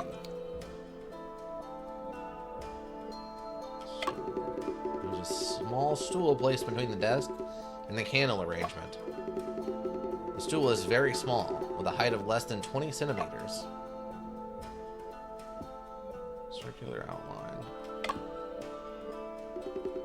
What was originally inside this white circle? A roll of Morse code paper strip, which we took as evidence. So you found it on the ground? That's right. I suspect it fell from the Morse code telegraph machine. Does it have any content on it? It's a telegraph from Mr. Bell, Joseph's father. Mr. Bell. Joseph Bell? We've cracked the contents, discussing the development of a certain drug. Nothing suspicious. Cylinder phonograph. Edison standard phonograph. During the incident, from cafe staff heard constant phonograph sounds. They were playing the Peking Opera 7-star lamp.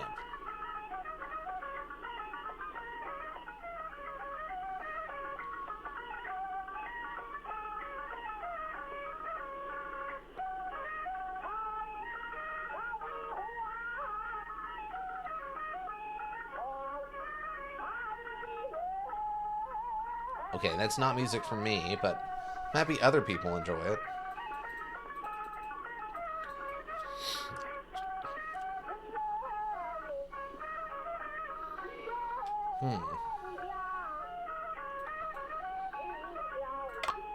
Interesting. Okay, lab bench. Already observed the items on the lab bench. Take another look. Yes. I hope they've put the entire thing in. I mean, those wax cylinders didn't have that much capacity. I don't think you're gonna fit a whole play on one. That's why it's odd that it played for like an hour or whatever. I don't think wax cylinders can last that long. Unless I could be wrong. I'm not like a historical expert, but I didn't think those could go that long. Okay.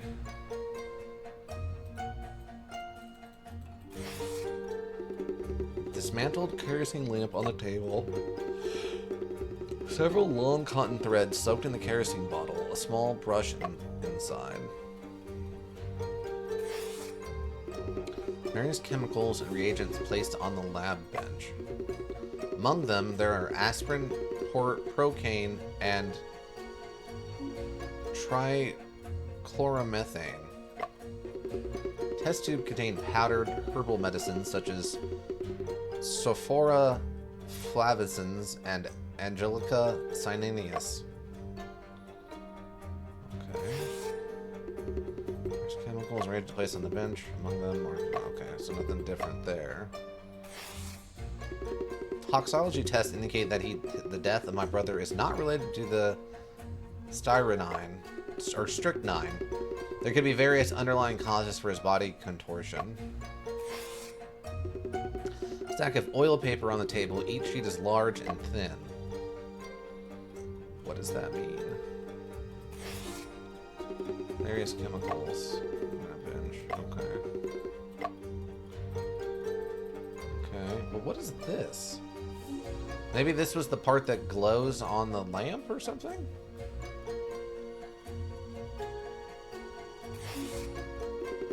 Various chemicals.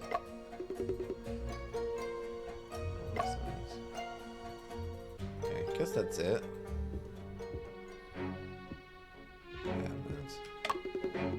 Trophies, laboratory equipment, pharmaceutical books, and wax cylinders placed on the cabinet. Currently, no special findings have been made. Okay.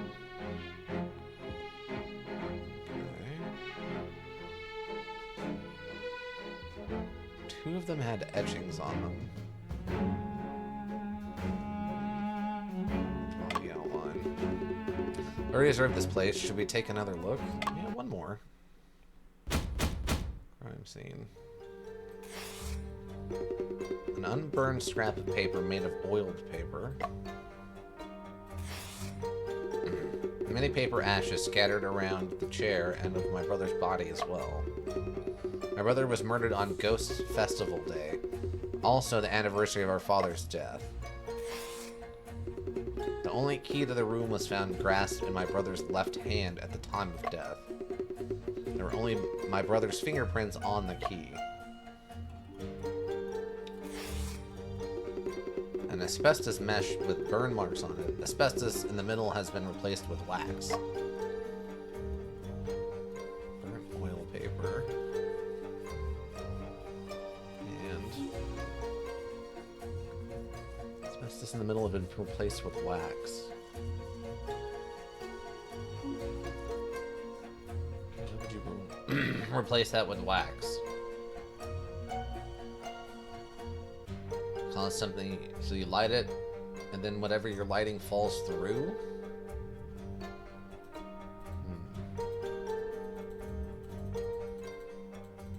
You can't actually click on the chair.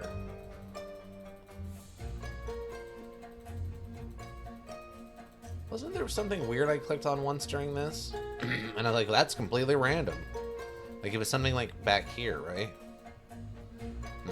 Maybe that was a different one.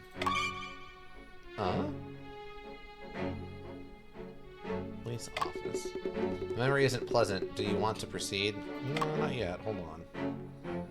Skylight. The skylight is very high, needing a ladder to reach it, and has been locked from the inside. The glass is a thick layer of accumulated dust, and there are no traces of being touched. Police speculate that Ryan caused the window scorch marks in experiments. Police office. The memory isn't... Okay. Oh, no, I don't want to go there just yet. Hold on.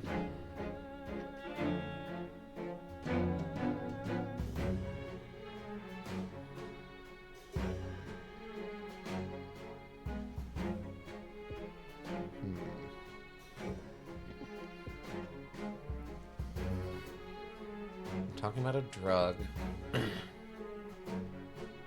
The stone woo, huh? Alright, let's go to the police office. There's something else to do here anyway. Memory isn't pleasant. Do you want to proceed? Yes.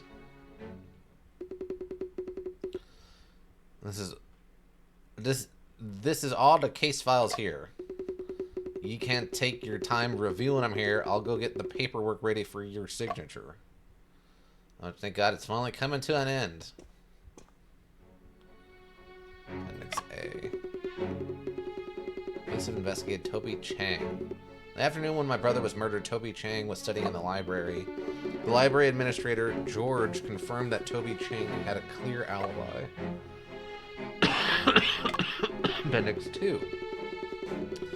The appendix of the case file shows that police's investigation of Stone Wu. Again, Wu, as in like that Wu family from that last case. Stone Wu is a close friend of Brian, and it is said that they had a heated argument in the past. Stone Wu suddenly left the UK the day before Brian's death. The police were unable to reach him. No one knows why he suddenly left, but that also serves as his alibi. The departure record in the appendix led the police to exclude him as a suspect. New York, Liverpool. Names and description of alien passengers embarked at the port of Liverpool.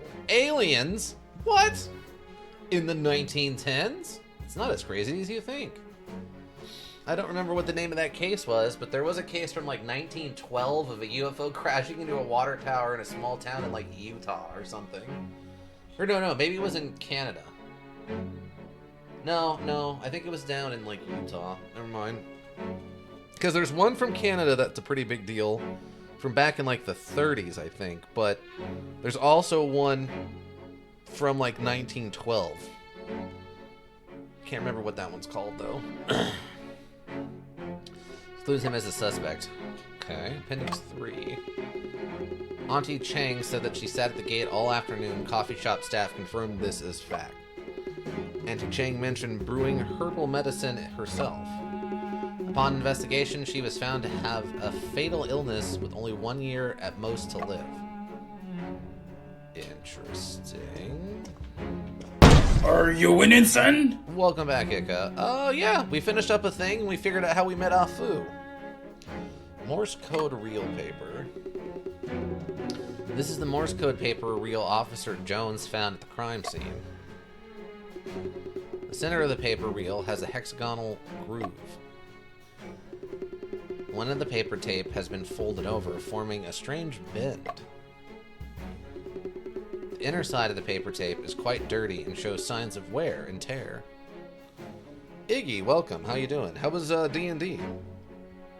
We had a good session of Strahd. Oh, that's good. That's good. Have you met Strahd yet directly? Yes, we did. That's good to hear.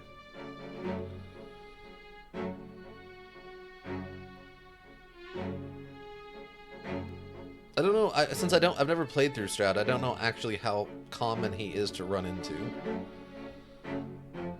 Or how actually tough he is, because I mean, I think technically he's like a level 20 necromantic wizard who's also a vampire or something like that. Like, you're not really meant to beat him until you've gathered a bunch of supplies specifically to beat him. But I don't actually know how tough he is. The other side of the paper tape is quite dirty and shows signs of wear and tear. No, we met some Bob guy? Okay, fair enough. The paper strip is filled with dots and lines, which are Morse code. I don't know how to read Morse code. Morse code paper reel. A groove in the middle. Paper strip is bent back at one end. One side is clean and the other dirty. Read the telegram. The police have successfully deciphered the telegram. Here are 5 telegrams from Mr. Bell to my brother, starting 2 weeks before the incident. We did meet Strahd multiple times, and we did have an interesting scenario happen that I won't spoil, where we met him in a new way. Okay. I just picture there's like a secret brothel behind like a church or something, and you guys are walking in as he's walking out, and he's just like, "Oh, well, this is quite awkward now, isn't it? Listen, I like blood most of the time, but occasionally I got the taste for some other stuff. I won't question it. You don't question it. You have a good day." And he just turns into a bat and flies off. That's what I picture in my head. It's like that. There was an old meme from an episode of The Simpsons where Grandpa Simpson goes into the brothel, sees Bart is working the front door, and then immediately turns and leaves. Yes, really shines a new light on him. Oh. Spoilers, I guess. Foreshadowing, perhaps? I don't know anything about the Curse of Strahd campaign, so short of you just telling me, I don't really know much about it. Here are 5 telegrams from Mr. Bell to my brother, starting 2 weeks before the incident. Adjusted medication proven effective in small trials. Congratulations. Not your fault. No need to blame yourself. And we're correcting this telegram. Dark development challenging path. Keep going. I believe success awaits. Optimism needed. Assistance offered anytime. Stay positive. Understand concerns. Office meeting tomorrow, 9 a.m. No, if anyone shines light on vampires, it's me. What? Why are you going around, like, giving good lighting to vampires? Usually they prefer the dark. Or are you talking about, like, you're giving them, holy damage? Radiant damage? Are you walking around getting them radiant damage? It's his job. That's the point. Okay, it's his job. So you're like a radiant cleric or something? Like a radiant warlock? Those exist now. That's what you're playing in... Well, kind of playing, right? I give hands to vampires. There we go. It's both not hard to do and incredibly hard to do at the same time. It's a real interesting job. Key. The only key to the crime scene room was held in my brother's left hand during the incident. After examination, it was found that the key only had fingerprints belonging to my brother. The photo of the key, distinct Oriental style in its appearance, intricate craftsmanship. The key has a side cut mechanism, making it difficult to duplicate. Sure. Weapon. Pretty standard looking dagger. This is the dagger that took my brother's life. The blood on it has already coagulated. Well, yeah, it's been a couple of days. As Officer Jones mentioned, compared to regular daggers, this dagger is lighter. The police have found 2 fingerprints on the dagger, and both of them belong to my brother. Interestingly, both fingerprints are located at the end of the dagger handle. There are also slight scorch marks on the ring at the end of the dagger handle.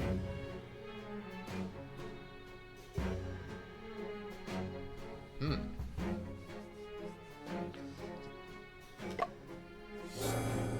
dagger is very light, bearing only my brother's fingerprints. There are scorch marks on the ring of the handle.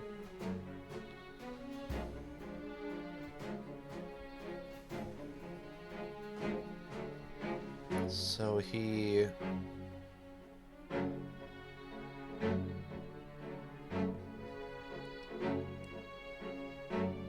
was heating it up.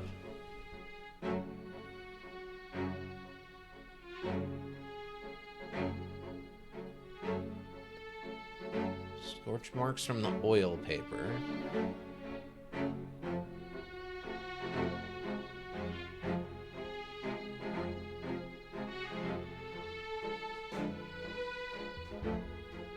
Why would he be handling it with only 2 fingers at the end?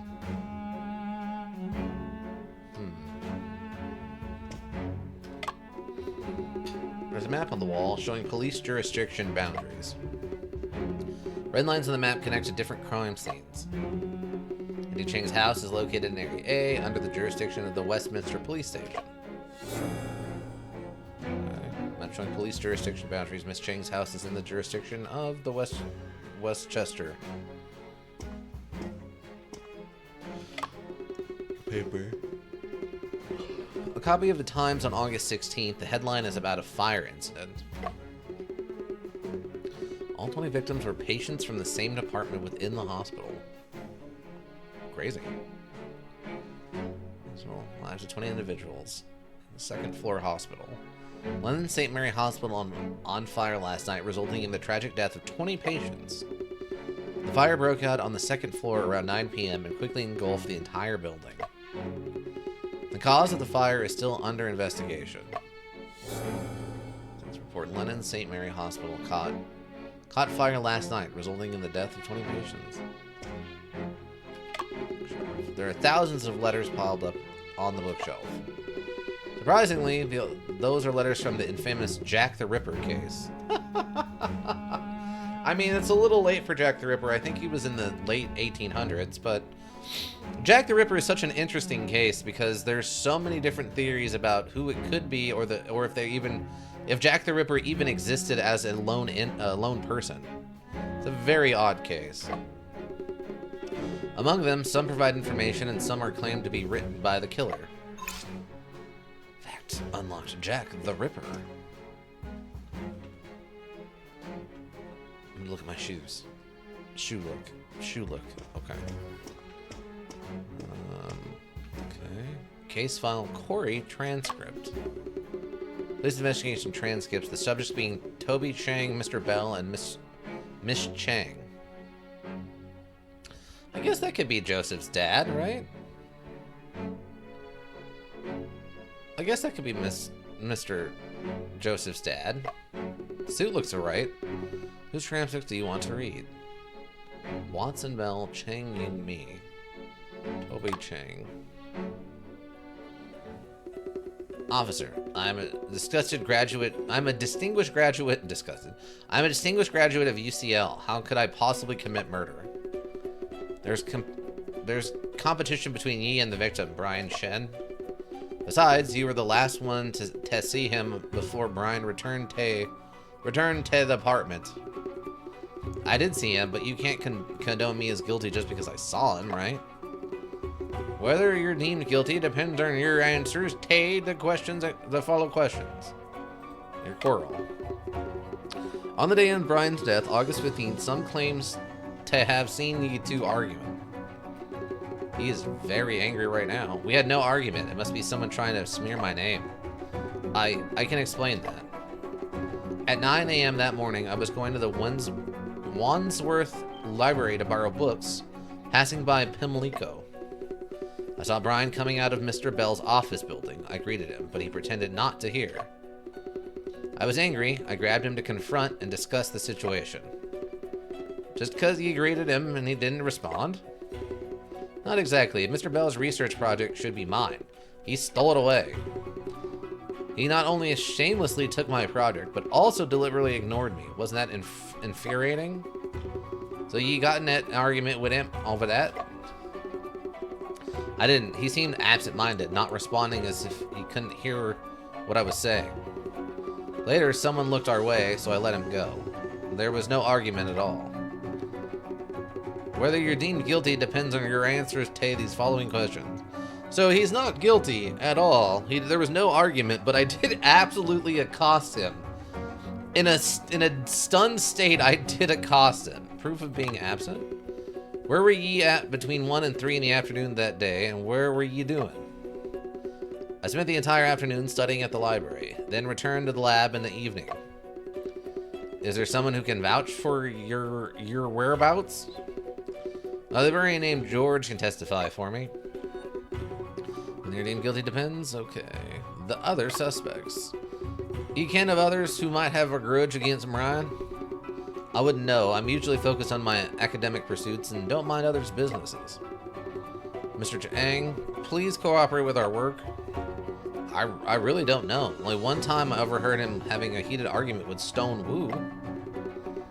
What's the relationship between Stone Wu and Brian Shen? Do you ken why they have an agreement? Do you ken? They are friends. Stone often borrowed money from Brian.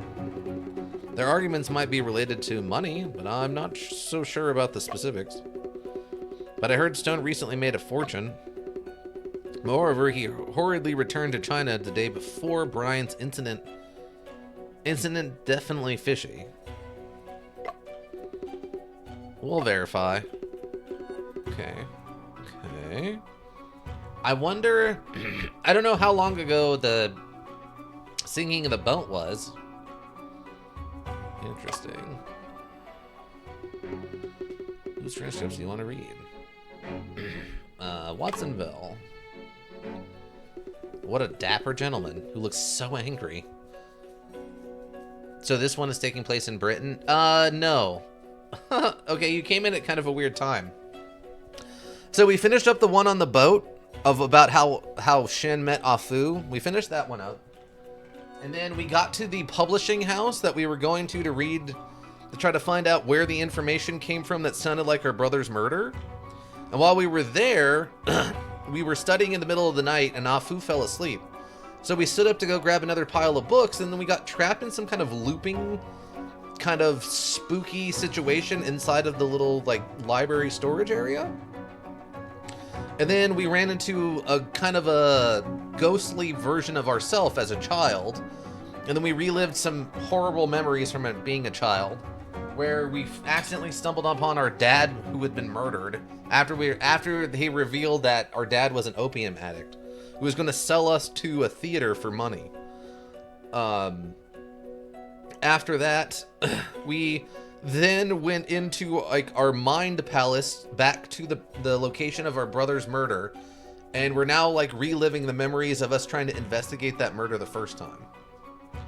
A loop, you say? Yeah. Every time we went to the right, it would just reset us to the left side of the library, but with more books on the shelves.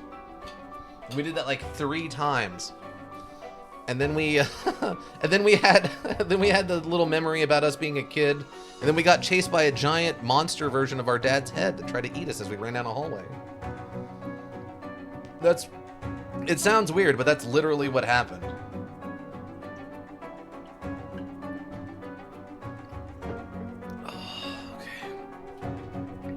Mr. Bell, sorry for the trouble.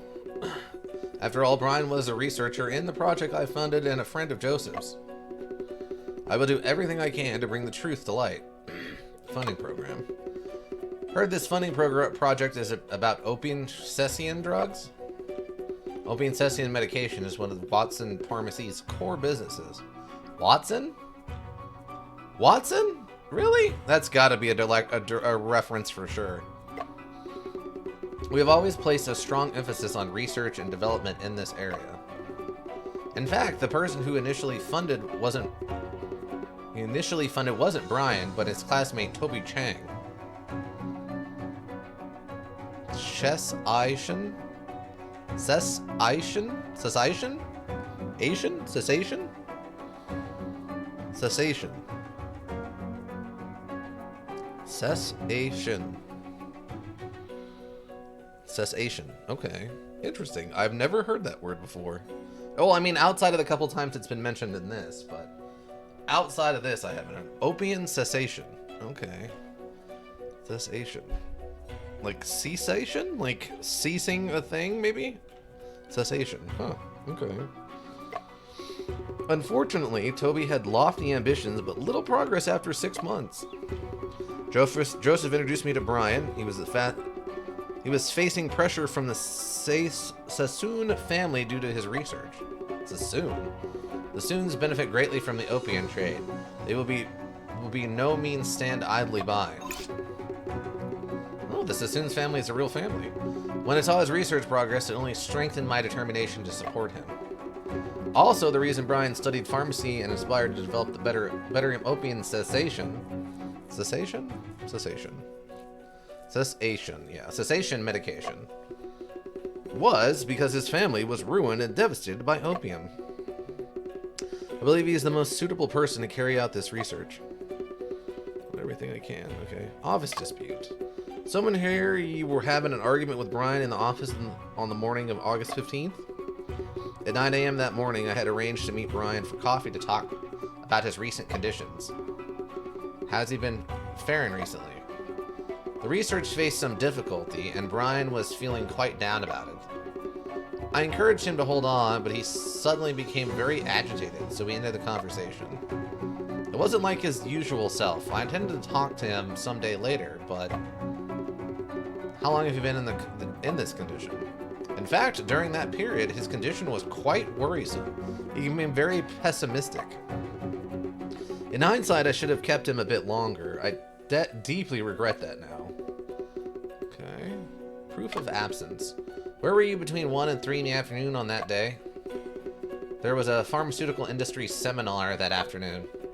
I was invited to deliver a speech. Understood. Your alibi is solid for now. That's all. Officer, may I add a few more details? Aye, of course. Please, go ahead. Okay, so it is from the base word of cease. Okay. So yeah, okay, so it's cessation. It's a ceasification, it's cessation. Gotcha. That is some old-timely English nonsense by modern standards, but I gotcha. Cessation. Oh, okay. Brian's research on opium cessation medication touched upon the interests of certain groups. I don't want this case to be overly influenced by external factors. Words are hard. Words are super hard, and it doesn't help that my throat hurts so much. Affecting police judgment. I also trust that the details of the case be kept confidential. Aye, aye. Everything. Okay, no more questions. So what do you want to read? Cheng Ying Mi. They're really worried about this lady. I don't know what these tickets are, though. You, police, let bad guys go. Bother this old lady instead. Miss Chang brought you in for questioning because on that day you were only one at scene? So suspect me in murder just like that? Which fool would murder in their own home? They're for her spells. Oh, is it one of those? Those are like bad luck, or the good luck charms and stuff? I actually really like that idea. I think that's a very fun idea. Like, we don't... I'm trying to think of Christianity if you really have much like that. I guess for us, it's a lot of, like, holy oils and... like, holy water and, like, blessings. We don't really do a lot of, like, physical seals and stuff. Miss Chang, if ye... Ridiculous. Dare you stop me brewing my medicine, curing illness, extending life? I'll try to keep it brief. Proof of being absent? Where were ye between 1 and 3 in the afternoon on that day? You asked where I was? It was Hungry Ghost Festival. Taboo to go out that day. Soak up sun, dispel bad energy. Been sitting in front of the house sunning myself. You foreigners understand or not? On that day, Ghost Gate opens. Avoid going out. I'll try to keep it brief. Okay. Other suspects. During that time, did anyone else enter? Of course not. No one comes in without my permission. No one's getting in any day. Besides, you police, who else likes barging into others' homes? Did anyone else you think might have... Yes, 2 guys tracking Brian. They've been staring at my house. We've spoken to folks across the road, and nobody's laid eyes on the pair ye mentioned. James and Mary found the cafe next door and said the same. Are ye... I'm sure I didn't see wrong. I'm gonna try to keep it brief. Okay, so there's a little bit of something here. Apparently there's these 2 mysterious, you know, voyeurs following our brother home. This cramship do you want to read? I won't look anymore. Scene details. This is an overview of the case. Medicinal research, non-residence business. I love that they don't put his address, so probably so you don't go there and try to, like, bother people. Oh, no, wait, right here. Wait, why do they have 2 addresses? Oh, name of accused, none. Because they don't know who did it. Never mind. Okay. 79 Prilly Street. Location, 2:05 p.m. By whom? Telegram anonymous to whom? Whom reported? Time reported? If arrested by whom? Where arrested? Police conducted an investigation of each suspicious individual, but they all had alibis. It's a locked room, and the only key was in Brian's hand, which led to the conclusion of suicide. With Sergeant Joseph's urging, the police conducted several additional rounds of investigation. The police visited places that Brian frequented, such as St. Mary's Hospital, Savage Restaurant. However, no conclusive evidence was found that could overturn the aforementioned conclusion. Here's an attached layout map of Auntie Chang's house, as well as photos of the crime scene. Okay. Shall I recall the situation at the crime scene again? No, we don't need to go back there. Victim details. He'll wound on the dorsum on the right foot. No strychnine found. Ashes found on the body. Wax drips found on the clothes. General office. Bruises on all fingertips, on both hands. Wood shavings in the nail folds. So he was digging into wood? No abnormalities, no defensive wounds. Stabbed at the left pulmonary artery, extensive internal bleeding, sudden cardiac arrest, and subsequent death. The autopsy report of Brian, and the autopsy was personally conducted by Joseph. The report mentions it can be inferred that the time of death was between 2 and 3 in the afternoon. The victim died from hemorrhaging shock caused by a weapon piercing his left pulmonary artery. Body in a constricted position, suspicious of strychnine poisoning, but no toxins were detected. Bruising on fingertips with wood shavings in the nail folds. Healed wound on the right foot. No other entries were found, indicating no signs of probing wounds. In addition, paper ashes found on the body and wax drips found on clothes. Is that the weapon pierced the pulmonary? Okay. Oh, another cop for once. Well, he's got some awards on him. Mr. Shin, this here is Sergeant Gaunt, in charge of investigating your brother's case. Family of the deceased, the investigation into this case is done and dusted. Sign here. Sergeant Gaunt, I can't sign it yet. What you say? My brother would never kill himself. You're questioning the police, are you? No, I just feel that... Mr. Shin, we hold your brother's case in the highest regard. Very seriously. Suicide is the conclusion reached after a meticulous investigation and careful consideration. Whatever Joseph or the more experienced Sergeant Gaunt, both are on board with this conclusion. Ain't you here to collect the remains? No signature, no go with the rest of the bleeding paperwork.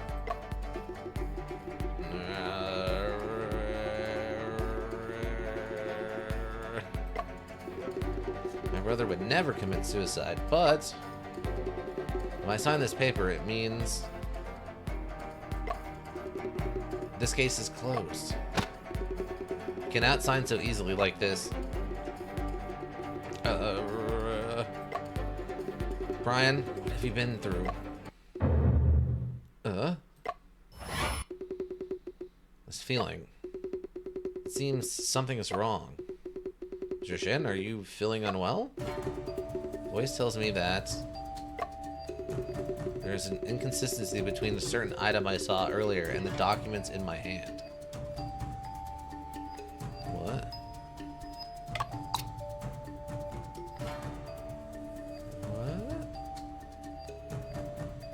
What?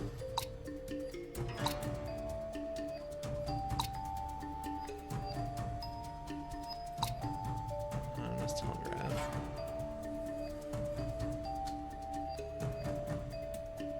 Oh. Because this says suicide and this piece of evidence specifically states a homicide? Is it that straightforward?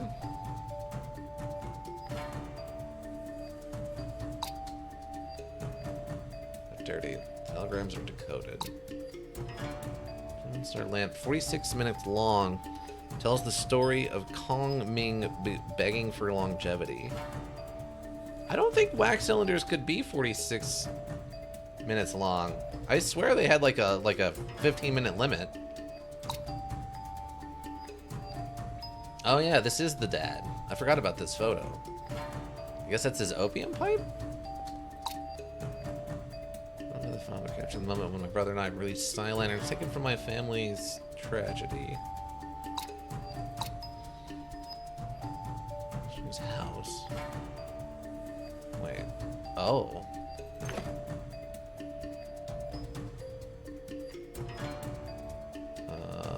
Hold on. Is this like the wrong... This is between a certain item that I saw earlier and documents in my hand.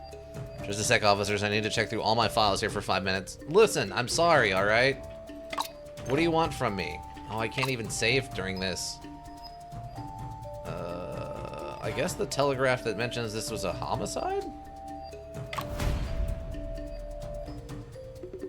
What's in your trying to prove then? Mr. Shin, is this issue with this evidence? Seems like there is no inconsistency between the two. Give me a moment to think again. Okay, hold on. Now I can save. I guess over that one. Okay. This tells me that B.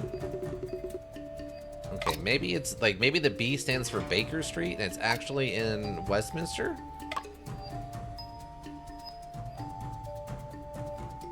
Okay, Kingston. Wait, what's a map showing police jurisdiction? Miss Chang's house is in the jurisdiction of Westminster Station, Area A. Well, what's Kensington got to do with B? Oh, it was this? Okay. It's the wrong jurisdiction. Officers, I noticed that the letter B is marked on each folder. Is this the police station's code or identifier? Aye, that's our station code. We're mainly responsible for security in Kensington. The map indicates the house where the murder occurred is located in the city of Westminster? On the map, Westminster is labeled with the code A. You're questioning if we ain't got the authority? I'm just raising a reasonable doubt. I've mentioned to you before, we received the initial distress telegram. That day, I showed Joseph the distress telegram. He kept the address, so we went together. The person who sent the telegram is crucial. He is likely a key witness. We should continue. The scene's a locked room, and the only fingerprints on the murder weapon are your brother's. So they wore gloves. That's not that weird. Just these two bits alone are enough to peg it as a suicide. Unless you can cough up some proper evidence, go on and get out of my sight.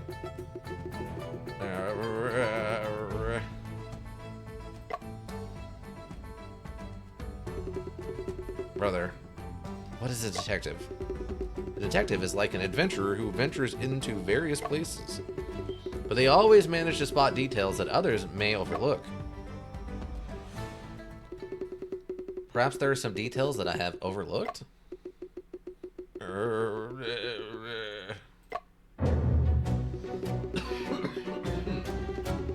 If you claim my brother stabbed himself, this piece of evidence seems peculiar.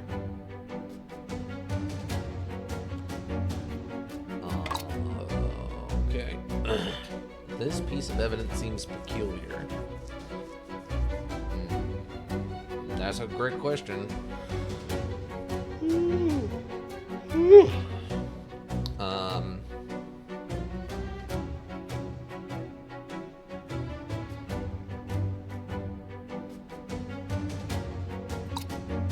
Green light, bearing only my brother's fingerprints. Scorch marks on the ring of the handle. My brother stabbed himself. Seems peculiar.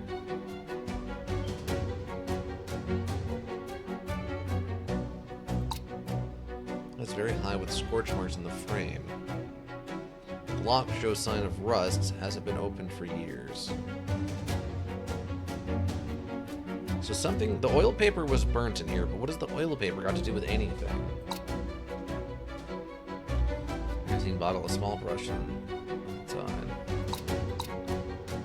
And the photo we have with the side with my father hidden, folded away. Here's the pulmonary artery causing immediate death. The body is contorted with bruising on fingers. Stab himself. This piece of evidence seems peculiar.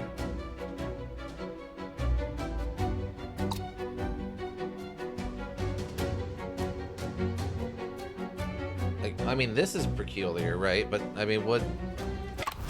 Oh, it is this. Okay. Then how'd somebody know it happened? I still think we should try to find the person who sent the telegram. It won't change the fact that your brother's death is ruled a suicide. Understand? But at least mobilize a possible police force to... If you ever become the commissioner, we'll mobilize the whole crew to find that person, okay? We have checked that building, but with the massive foot traffic, it's a challenge to pinpoint. Cody, get him out of here. Lost direction. Ching Chung Ping didn't believe his brother committed suicide, but couldn't find evidence to refute the police's conclusion. Oh, apparently that wasn't the correct answer. Weird. Well, where does this one take us? The music changed, so I thought we got that one right. I think my brother stabbed himself. It seems peculiar. Oh, this auto saved me with my full health. That's weird. Okay.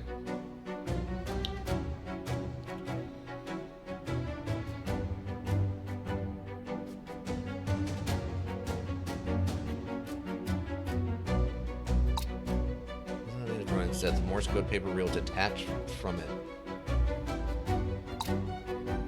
Groove in the middle. Clean and the other dirty. The telegrams are decoded.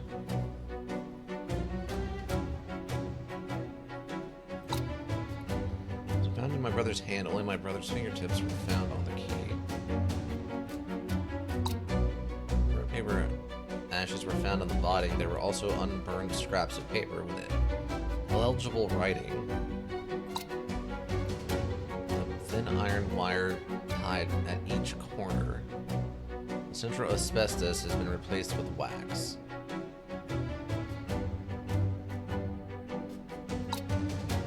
This book should have ink stains on its spine.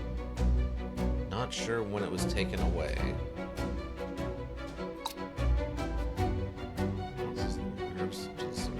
The reasons for the contortion of the body mostly related to paralysis of the back nerves due to stimulation. But if it was my brother and his classmates, it was taken by Joseph. I'm not sure if it's the lightness of the dagger and the way the fingerprints are, or if it's this pose. Pose?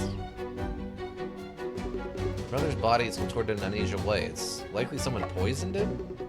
Trick 9 checked it out ages ago. What if it's a new type of poison that hasn't been detected yet? If it can't be detected, how did you prove your brother was poisoned? If you claim my brother stabbed himself, this piece of evidence seems peculiar.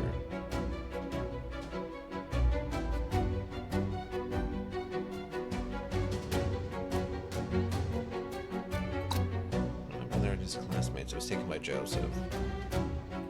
Maybe it's the dagger itself? Oh, the music stopped. Officers, something still puzzles me. The fingerprints found on the dagger belong to my brother's left index and thumb. Oh! Does it mention that somewhere?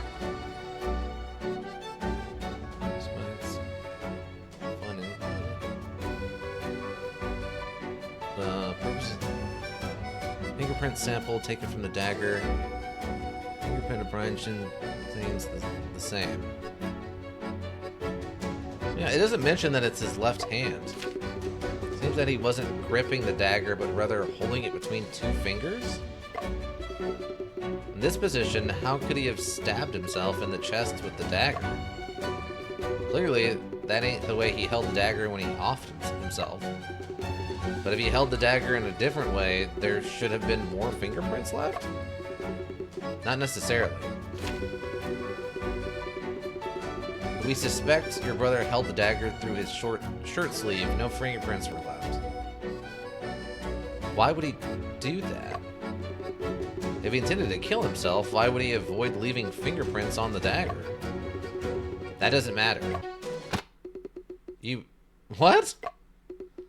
Mr. Shen, didn't get upset. We're not trying to make things difficult for you deliberately. The details you're questioning, even if it's in doubt, it doesn't change the conclusion. There's a locked room door, windows, skylight, all locked from the inside. By the power of the process of elimination, yeah. It doesn't make any sense any other way, so he must have been using his shirt for some reason. Also, he has the key in his left hand. So he held the key in his left hand and the dagger and stabbed himself in his own heart with it. And then made a weird pose, then fell... I don't understand the pose. The only key was in your brother's hand. There's no second person who could have committed the act in such a situation. It's in his left hand.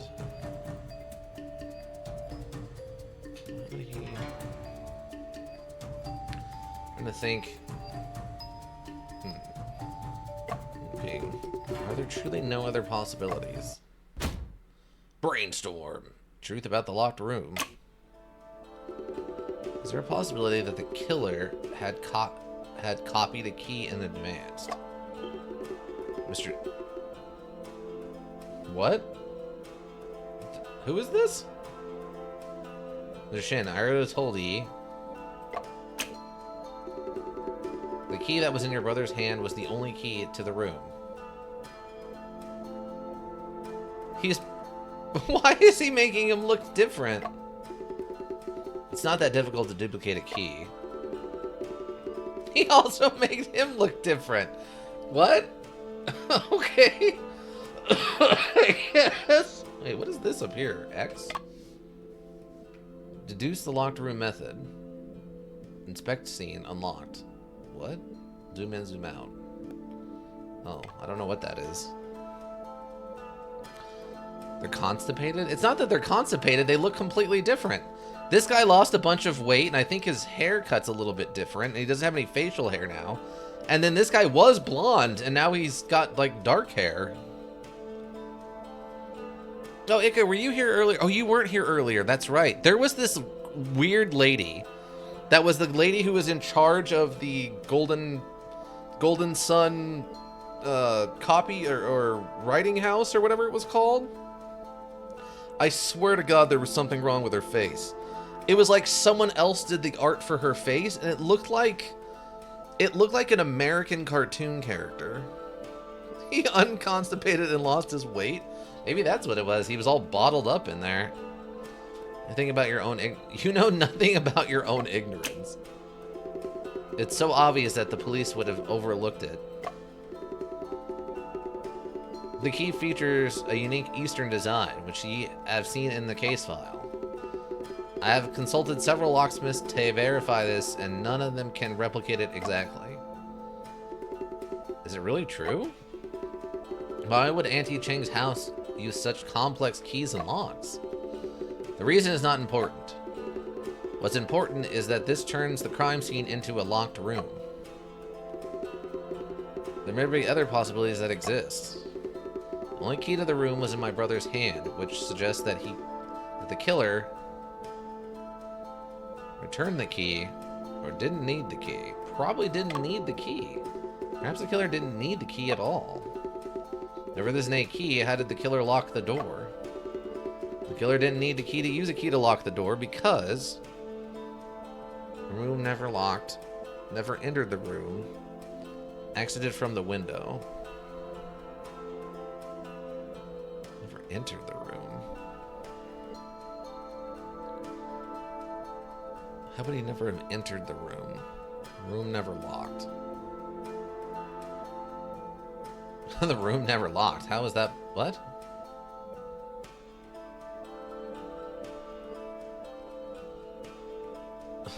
The killer was Spooderman, left via the window. Well, they said that the handle on that window was rusted shut, and there was no evidence of anybody coming in or out of it because the dust was still intact. So, unless the smoke, or unless the dust that was up there, the smoke or soot or whatever they called it, was part of the cover-up, which it could have been. That could have been what the oil paper was for, was to cover up the fact that they left via the window. Exited from the window? It's possible that the killer left through the window and then somehow locked the window again? Cody, explain this. Mr. Shen, you also checked it. Both of those windows were locked from the inside. Perhaps the killer locked the windows using this method. Lock the door by themselves. Use something to lock the door.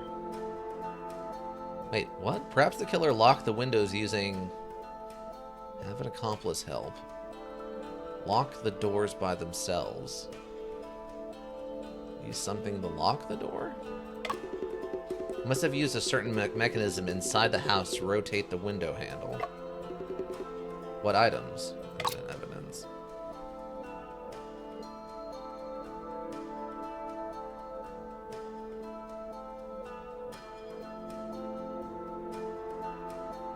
Replaced with a piece of wax.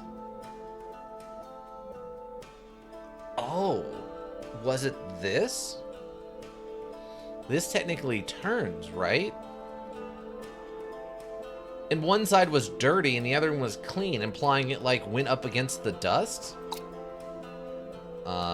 This? They could have used this tape to rotate the window handle. Paper strip. How do you operate it? First, wrap the strip around the window handle, then use the telegraph machine to pull the strip. Do you remember our conversation when you were inspecting the windows?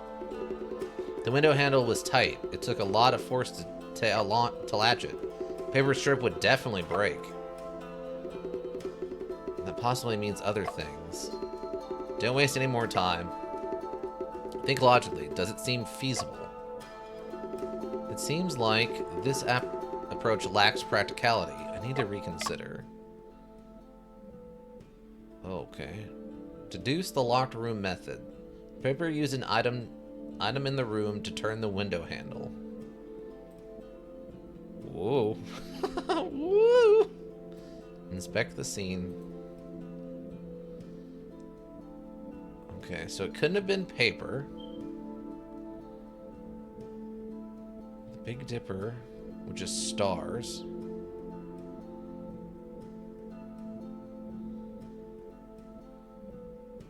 Oh, maybe the phonograph? The phonograph would have done something similar.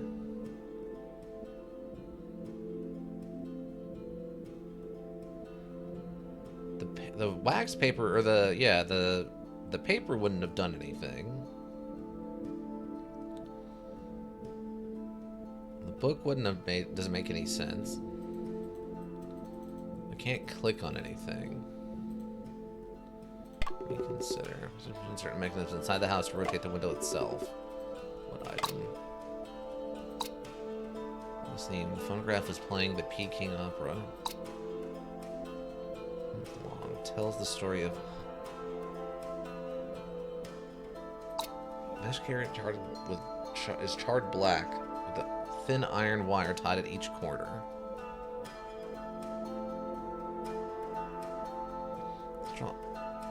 Central asbestos has been replaced with wax. So this would melt on a candle. And I mentioned that the candles had some notches on the side. Shallow scratches on the side. Doesn't tell me which ones, but several long cotton threads soaked in the kerosene bottle. A small brush inside.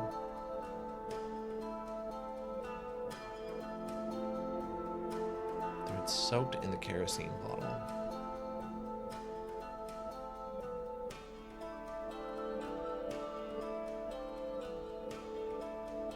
What has the wax paper got to do with it? I've never seen an opera. Maybe this thing? What would be the item that the killer used to lock the window from the inside? Mr. Shin, forgive me, but I don't see how it would connect to the windows. Your baseless guesses have wasted everyone's time. Allow me a moment to think again. Okay, so the paper wouldn't work. I mean, I guess it could be the threads in the kerosene bottle, but that doesn't really make any sense, does it? How would they have wound them back up into the kerosene bottle? The book doesn't make any sense.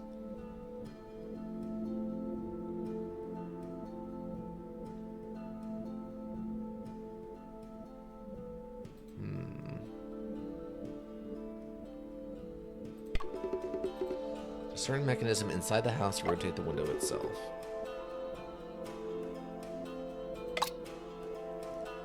Okay. So it's not this. Long tells the story of Kong Ming begging for longevity.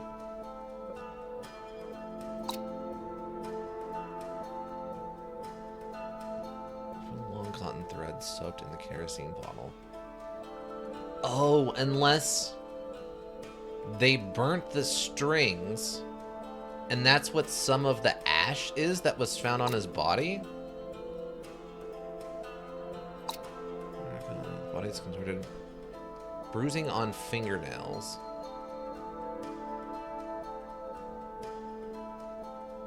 What does bruising on fingernails got to do with it, though? Let's try this. The killer could have used a cotton thread to pull the window handle. There's nay cotton thread to tie the window. The window handle is very tight. It requires a lot of force to latch it. That possibly means other things. Don't waste any more time. Listen, if there was a mechanism to lock the window at the crime scene, we would have found it.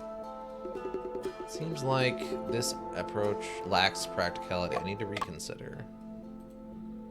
So it's not this. It's not this.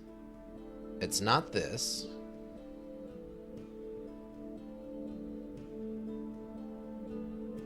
What? It's not.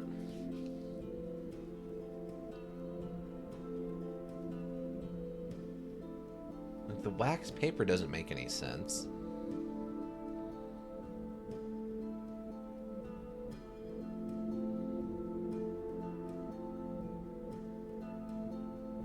Because he's lowered down. He gets stabbed in the chest. It's almost like they lowered him down. What else? Certain mechanism inside the house to rotate the window handle. So it's not this. Maybe it's the actual telegram machine separately from the other thing? This would be the item that the user killed to lock the window from the inside. Mr. Shin, forgive me, but I don't see how that... No. What?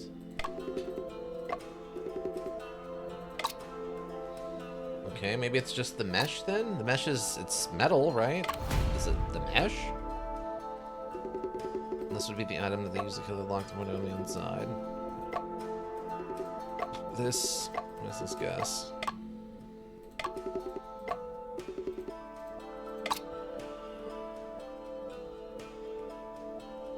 I mean, did they use... Wait.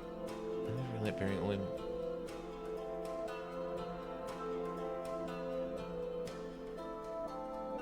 Did they use this? And then it just fell and happened to stab him in the chest, and the stab wound is like sort of unrelated? Is it... This would be... No? Okay. Because it had scorch marks on the end.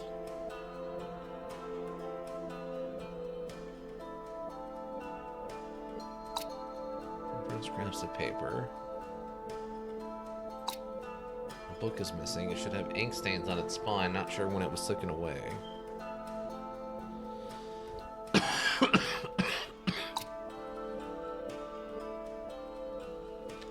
don't know how candles could have been used.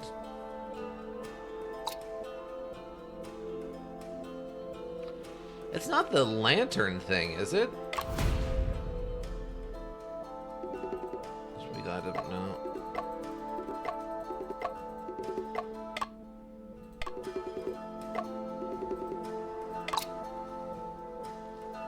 We're quickly running out of items.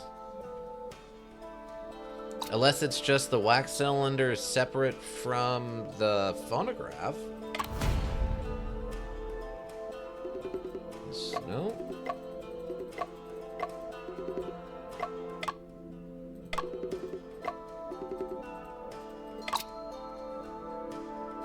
I guess it's the candles? Unless it's the book?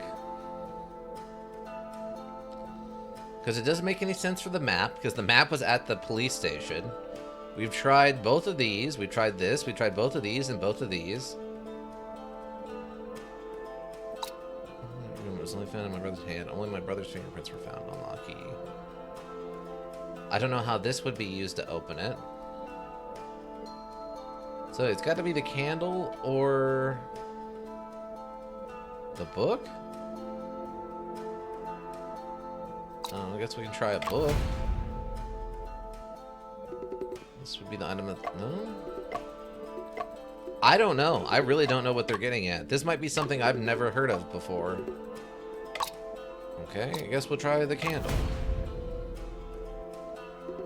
This would be the item... Nope, it's not that either. What else? What? So the wax paper?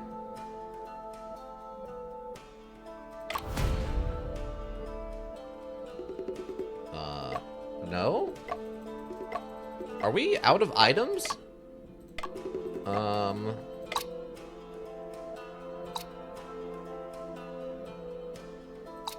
I guess the key? And signs of rust hasn't been opened for years. The key he's holding? No? I don't know what they want from me on this one. So, what's left?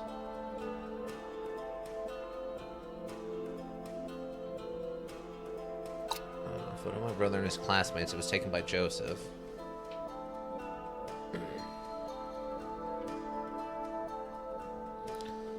So we've used all the physical objects. The window itself?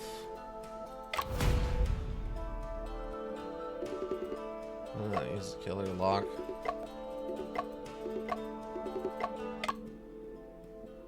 What?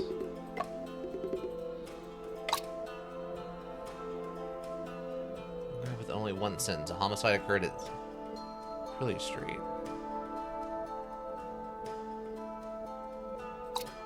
Wait, his body? This would be the item that the... No? Okay, I think we're out of physical objects to present as the mechanism.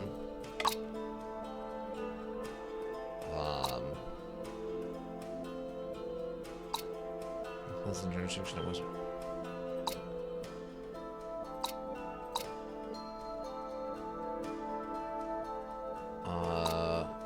The fire?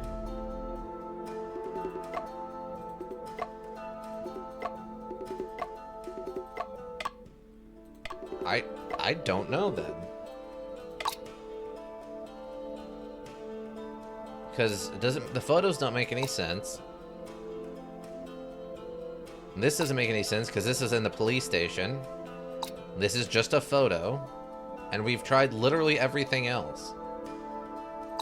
Like, this?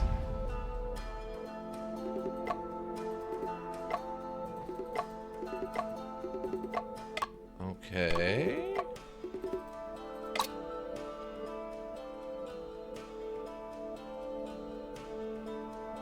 So... with bruising on the fingertips. So, the only things we really got anything from were this, and it was said both of those were wrong.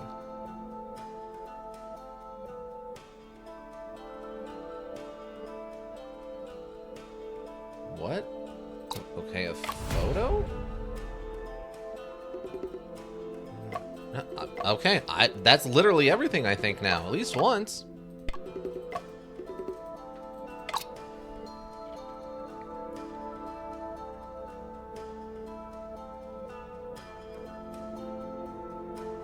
The telegram?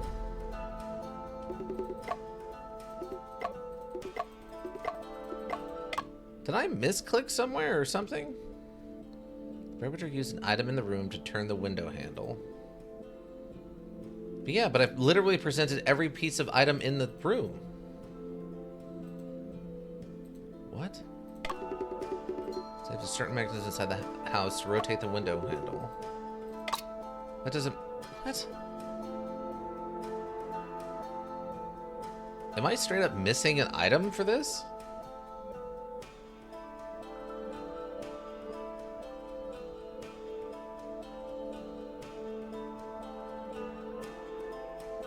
Maybe it was... Oh wait, hold on. Try this again. The killer could have used a cotton thread to pull the window handle. There's no cotton thread tied to the window. The window handle is very tight. It requires a lot of force to latch it. It possibly means other things. Wasting more time. Listen, if there was a mechanism to lock the windows at the crime scene, we would have found it. Seems like this approach lacks practicality. I need to reconsider. Okay. So the only other thing we got that got any kind of hit off of it was this, right? Here's proof. I had to use a tape to rotate the window handle. Paper strip, how do you operate it? First, wrap the strip around the window, then use the telegraph machine to pull the strip. Gravitation where we were expecting the window, that window handle was tight. It took a lot of force to latch it. The paper strip would definitely break. That means other things. Seems like the approach lacks practicality. I need to reconsider. Okay, that's literally every item. I don't know what they want from me here, then. Unless we somehow missed a clue during one of our investigations, but usually they won't let you progress if you did that. Oh. Didn't need the key. Oh, is there like...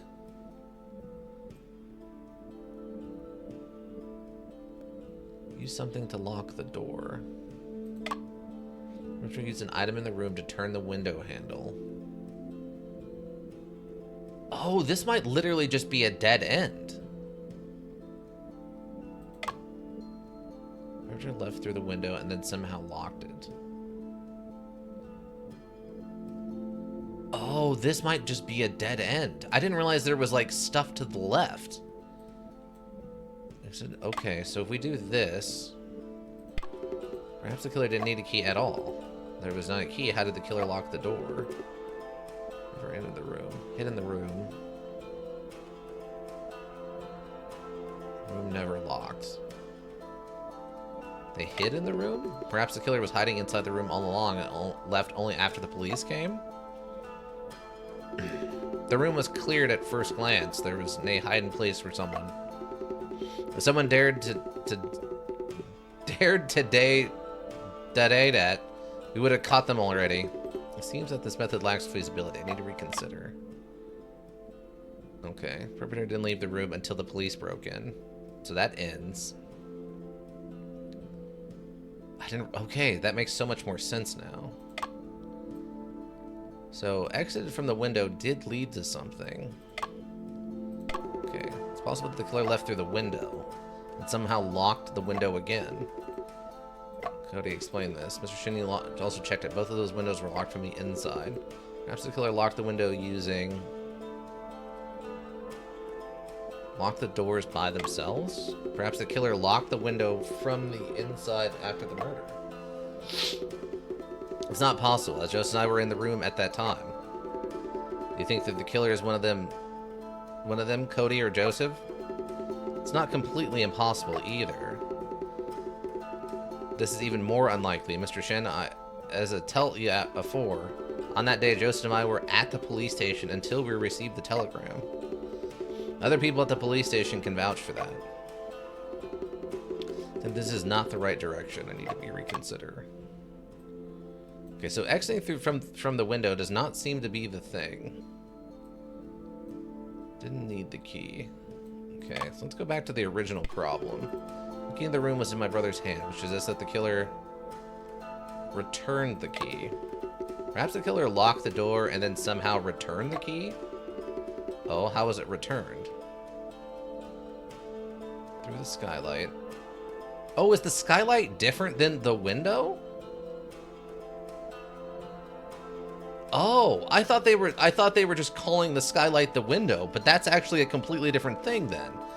Okay, through the skylight? I'm clearly gonna return the key through the skylight. Are you serious? Yes, this possibility exists. Cody, explain this. Mr. Shin, this might be no possible. The skylight is locked, and the glass is also undamaged. There are scorch marks on the window frame. Perhaps the killer used heat to open the glass? Dust accumulated on the glass. Traces would be found if it had been touched. This is nay the case. Seems that this assumption does not align with the facts. I need to reconsider. Okay, return the key. Didn't need the key. Hid in the room, exited from the window. So this looks like a dead end, but this might lead to something. Hold on.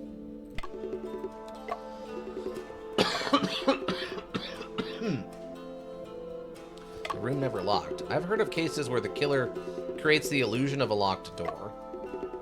In reality, the door was never locked. The possibility you mentioned doesn't it exist? The lock latch was damaged when we forced open the door. I and Joseph had repeatedly checked, and we are certain that the door was locked. It seems that this hypothesis does not align with the facts. I need to reconsider. Okay, so that doesn't lead anywhere, so that's also a dead end. Escape from the window is something. The key.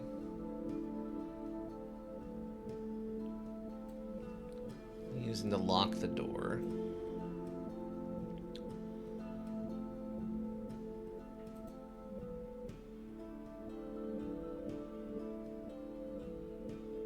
Okay. Use the locked room method.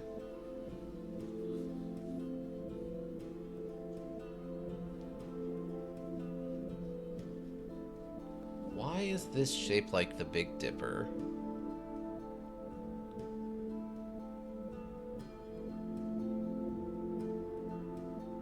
It gets pulled over here to this. And it pulls this way. It pulls all the way up and then falls off. So he returns the key under the door?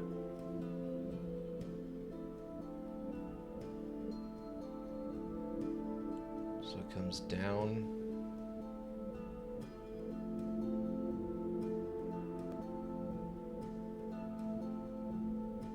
And then... Wait, that's what this is for, right? So... This way.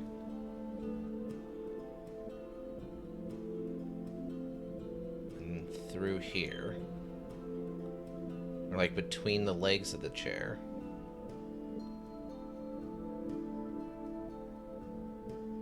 But why the candles? And why does only 2 of them have a slit in the side of them?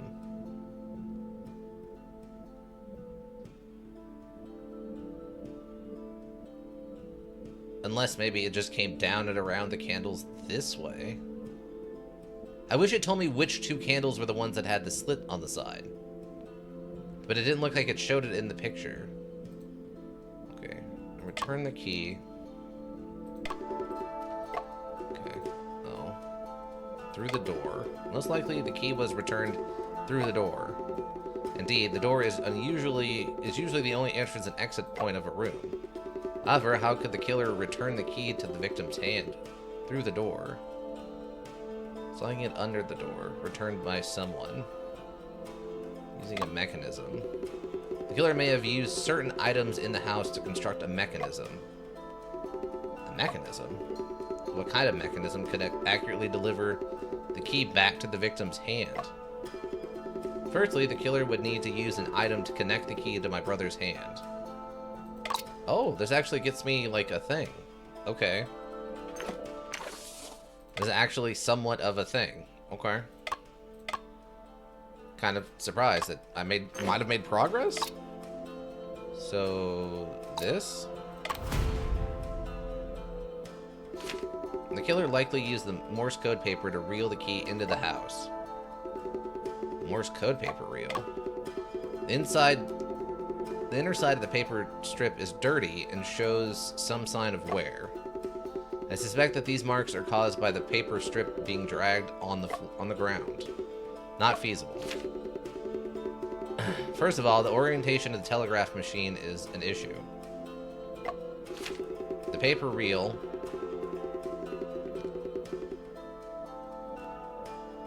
Wait, what? Oh, wait, what is this?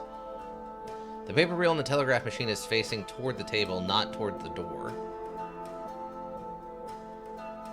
Oh, are these the ones with the marks on them? Is that what it's telling me? So through his hands. Furthermore, the telegraph machine, the victim, and the door do not align. There's not only a difference in angle, but also a difference in height here. Now tell me, how could the killer use the paper strip to return the key back to the brother's hand? It seems convoluted. It seems incredibly convoluted, but usually these kind of mysteries are pretty convoluted. Paper strip is not enough. The killer should have used other items in the room as well. Which items exactly make up the mechanism, and how do they work?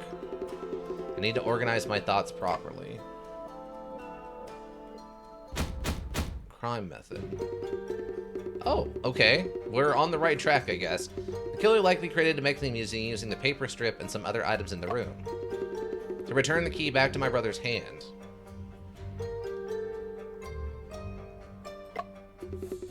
need to figure out these items.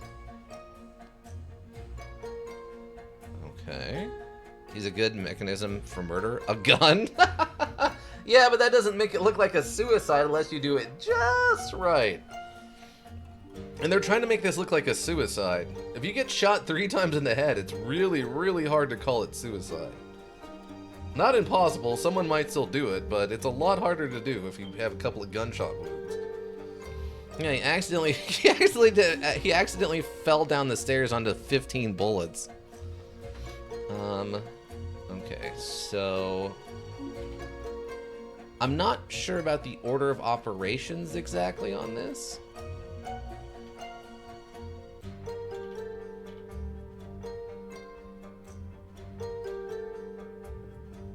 Review. Murder likely used a mechanism involving Morse code paper strip and other items in the room to return the key to Brian. I need to select those items. So the key on the paper, through his hand, around the candles, through this, and then into this, right?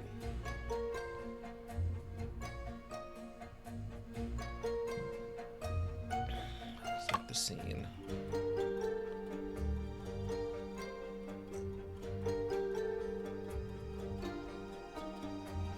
Unless... Does that make more sense if it goes through his hand, around the candles, around this, into this machine?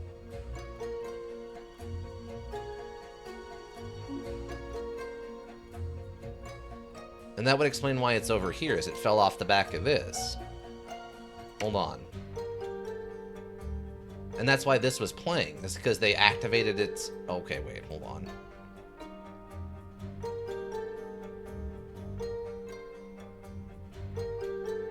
How did they get the key into his hand?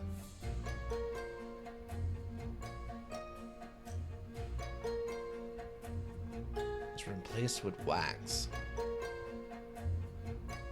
Oh, because this is what they used to make the candles stick to the ground. As they set them on here, melted them, and then stuck them on the ground as they needed them. What is the little things? The marks. What are the marks?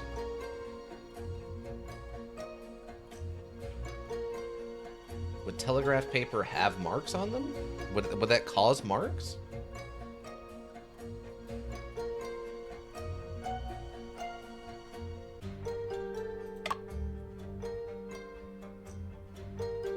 So how did they do this? It has a hexagonal key thing that it sticks into.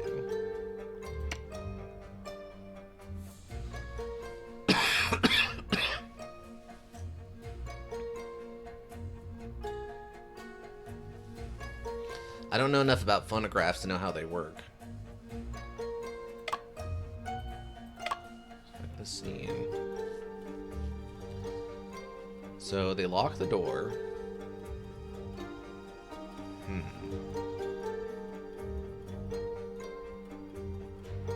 Question is, how do they get the music playing? It spins, okay? I mean, yeah, it spins, but I need to know how that revolves around, like, the murder.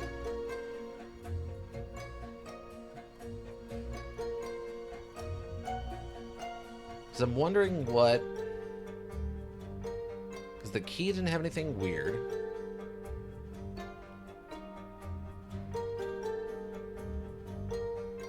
Scorch marks and 2 of his fingers.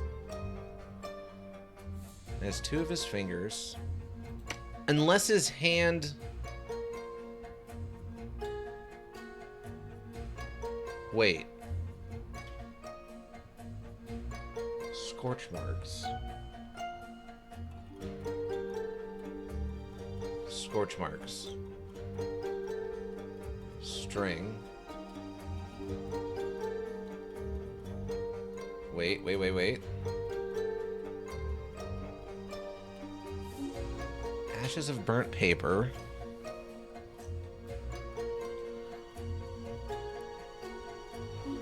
Hold on. I think...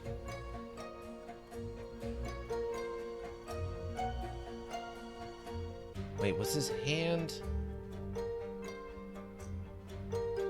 Is that how they got the key into his hand? Is the fingers were... Yeah, they said he had 2 fingers, like one on each side of the handle, right? Which is similar right here to where his finger and thumb are.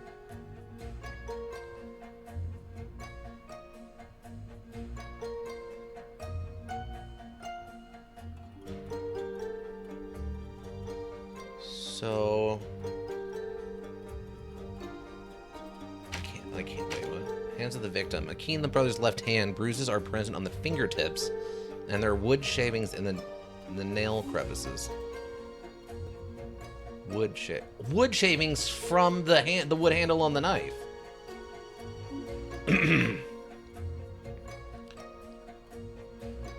That's the only thing wooden in any of this.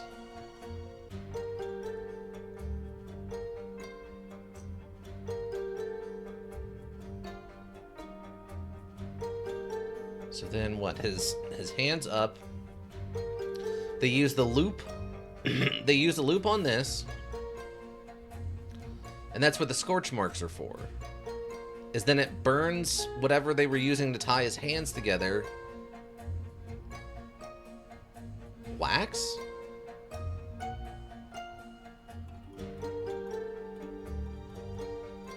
Wait, what, was it wax? They said something about there was being wax on his clothes, right? So maybe what they did, and that's how they got the key back into his hand.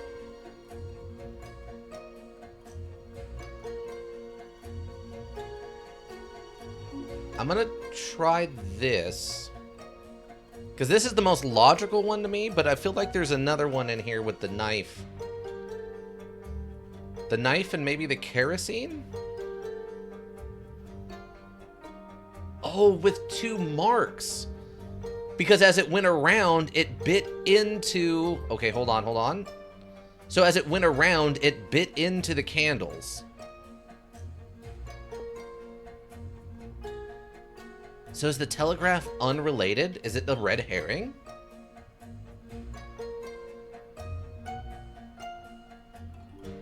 Wait. Review? No. Let me inspect the scene.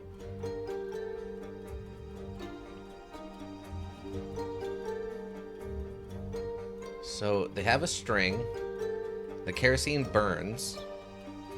So it goes down to his hand. It goes from underneath the door up to his hand.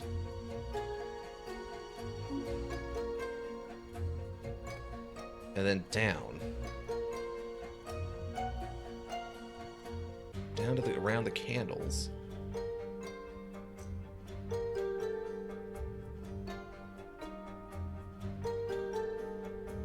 So it goes up, then down through his hand. Well, no, but why would he have wood filings in his fingernails? So it goes from underneath here, up into underneath his hand, down, around these 2, and then around this to line up with this thing.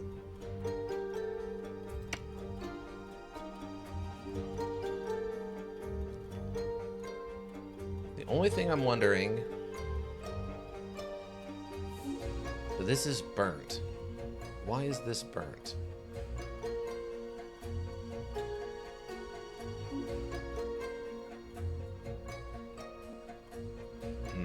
I'm gonna try this first, and we can see what happens.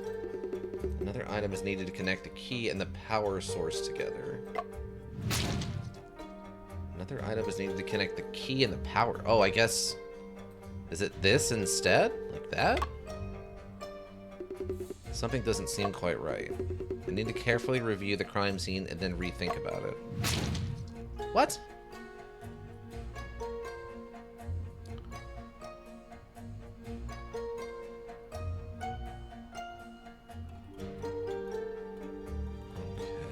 So, when I had this here that said we need to understand, okay, maybe I'm overthinking it. Maybe it is just this? So that's how it is. Okay, I was overthinking it. My first idea was the correct one. I talked myself out of the correct answer. Gosh darn it. I hate when I do that. Oh, I overthought it. I overthought it, everybody. I overthought it a bunch. All this to prove this wasn't a suicide? Yeah, to prove that our brother wasn't... that our brother didn't kill themselves and they were, in fact, murdered. That's how it is. Okay. Please tell me you're going to animate this, because I want to see how they did it. Officers, I know how the killer returned the key. Mr. Shin, then please share your thoughts. The killer used this Morse code paper strip as a rope to place the key in my brother's hand. Oh, okay. He inserted one end of the paper strip into the key's chain hole. Sure. And bent it back in reverse. My brother used my brother's hand to hold onto the strip. Used a candle to change the direction of the strip and keep it down to the low stool. Installed the reel onto the phonograph. That can happen? Wait, what? How do you do that? Onto the phonograph. When the phonograph was activated, it retrieved the paper strip and pulled back the key. The key had resistance when pressing through the hand, causing the strip to detach. Then the key stayed in the hand. This is the method the killer used to return the key.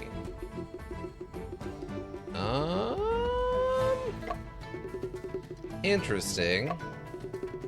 Since the Morse code paper reel is a component of the telegraph machine, we all instinctively assume that it could only be installed on the telegraph machine. But in fact, the telegraph machine can't retrieve paper strips. What truly aided the killer in this scheme was the phonograph by the desk. The phonograph can have so many uses? Oh, it has the hexagonal bolt on this one side. Yeah, look at that. This nut has the same hexagonal shape as the slot in the center of the paper reel. By fixing the paper reel here, the killer could retrieve the paper strip using the phonograph. That is amazing that those line up. The reel could truly be installed here. However, if the paper reel was installed here, it cannot be detached by itself. We did find it on the ground. So I need to point out to Officer Jones the location that caused the paper reel to detach. Officer Jones, the location that caused the paper reel to detach. Well, I'm assuming as it plays through the music. It just works. Yeah, as it plays through the music, it goes from our left to right, and it would eventually run into the side of this and fall off, right? I don't know.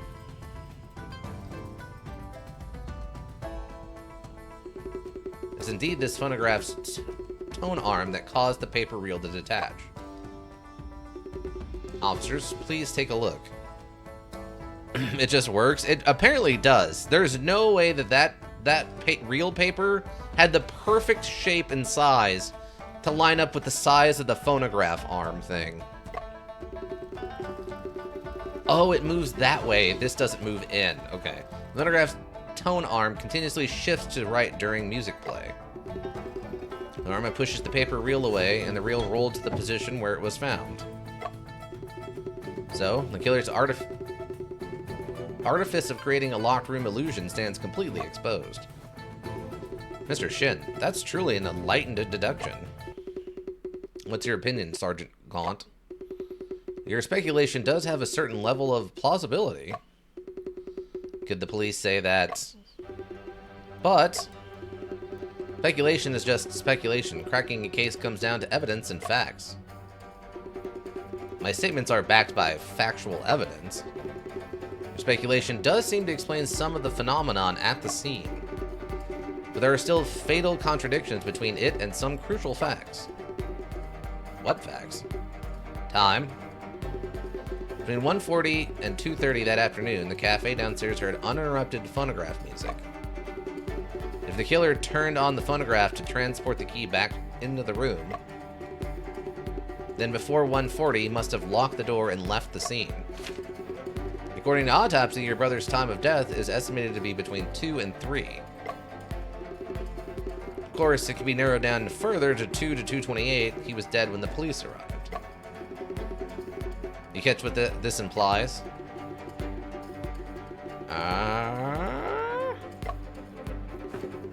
Even following your speculation, your brother got stabbed after the killer left the room.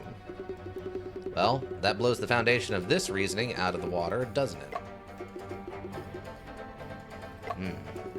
It is possible he was attacked before 1:50, with death occurring after 2? You know he died from a weapon piercing his left pulmonary artery, causing sudden cardiac arrest. In other words, he died instantly right after getting stabbed. The bloodstains at the scene confirmed that as well. Could this situation be due to delayed murder, presence of an accomplice, paper reel installed later? I don't know what that means. Paper reel installed later.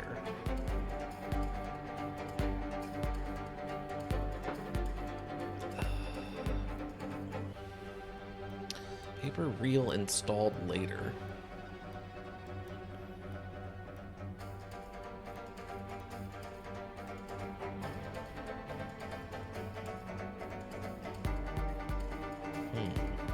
Delayed murder, presence of an accomplice.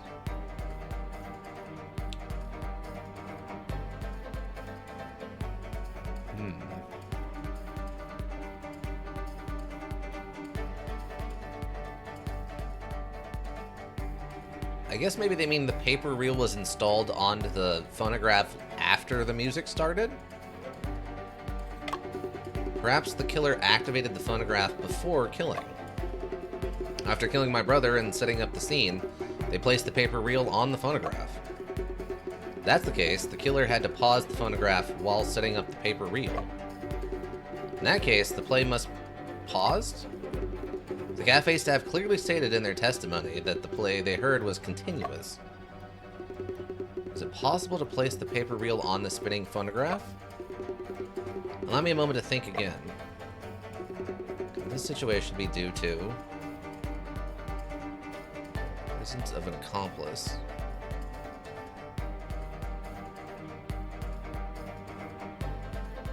I mean, they did say that there was 2 men across the street. Presence of an accomplice. I guess if the silly police, he had 2 phonographs, yeah. So delayed murder?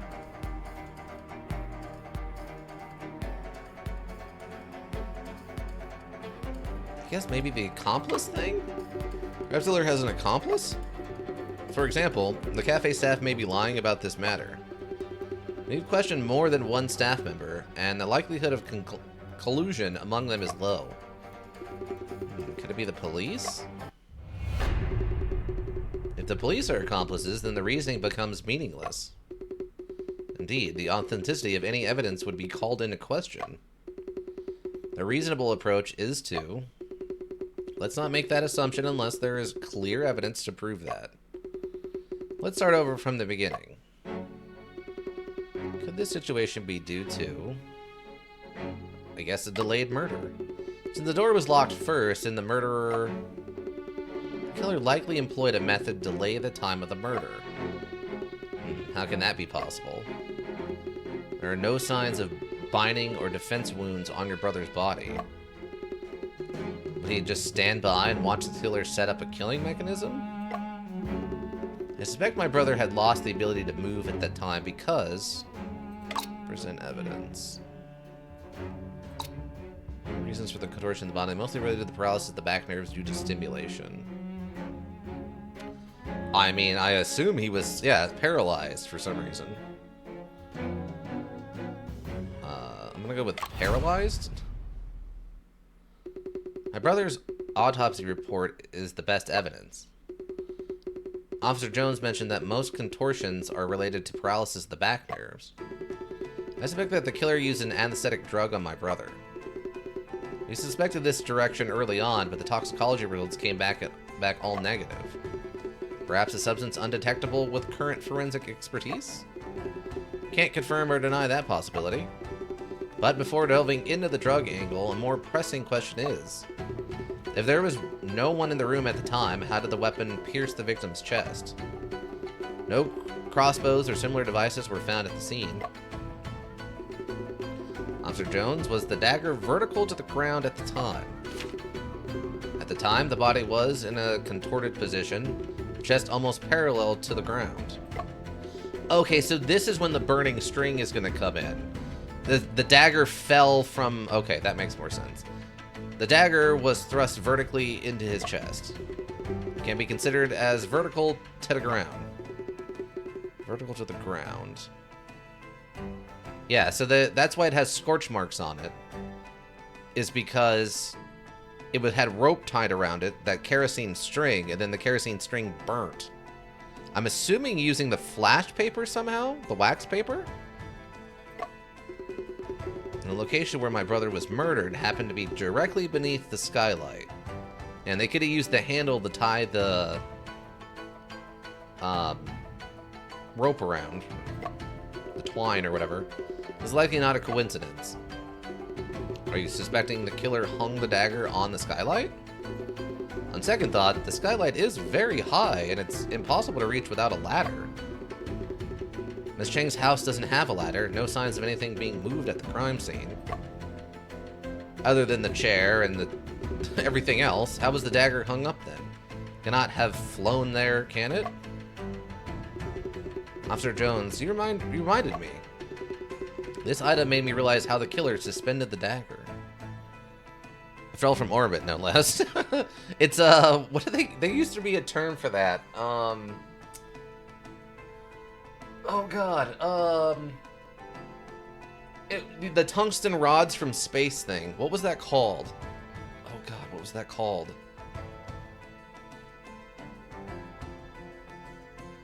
There was a term for it. Rods from God? Maybe that's what it is. Yeah, there's talks of weapons like that, where you just literally shoot something heavy from space to the ground. And it's actually supposed to be pretty effective. The problem is getting them up there in the first place, because it turns out lifting heavy things into orbit is really, really hard. Exactly. Okay, the animator realized that it suspended the dagger. But weaponized? We're just firing goofies from a space cannon.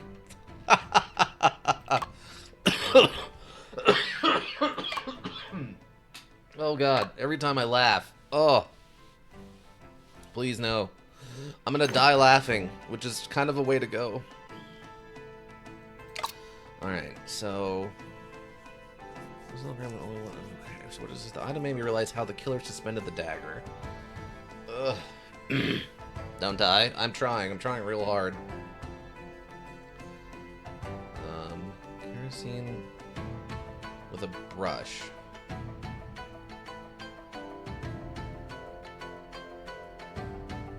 That made me realize how the killer suspended the dagger.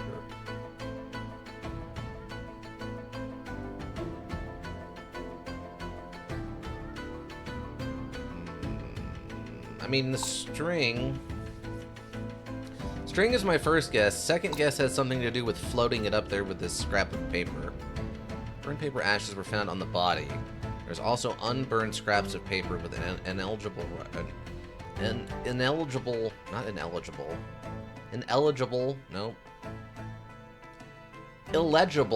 illegible writing. Thank you, brain.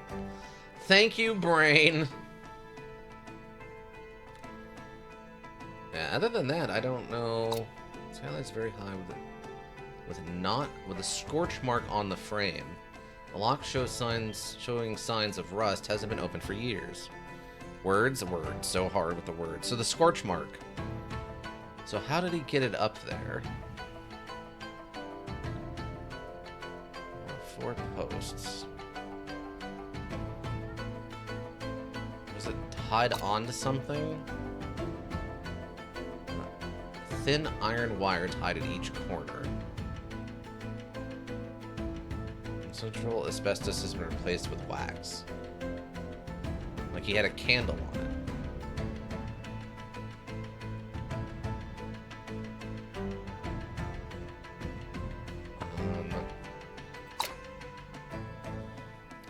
Here's how the killer suspended the dagger. I'm assuming with the bottle of kerosene? That's my first guess, because that's the most obvious one. Hold on. There's no appropriate connection between this and the method using the hang and the dagger. What? I mean, there definitely was. It's literally the item used to hang the dagger. So if I go back to this autosave, what does it do? Oh, okay. It's autosaving after the fact. Okay, that's fine. So, okay, so it's not this.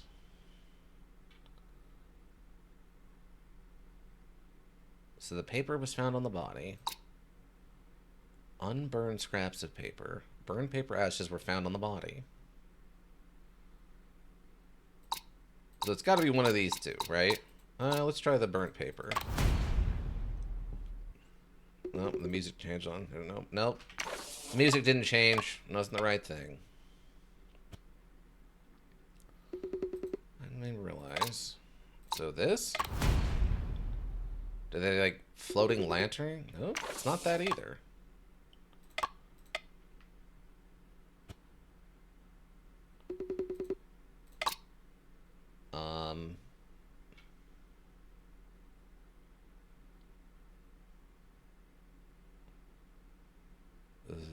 Was it the dagger itself? No. So we did the logical ones. Now I just got to figure out what the not logical one is.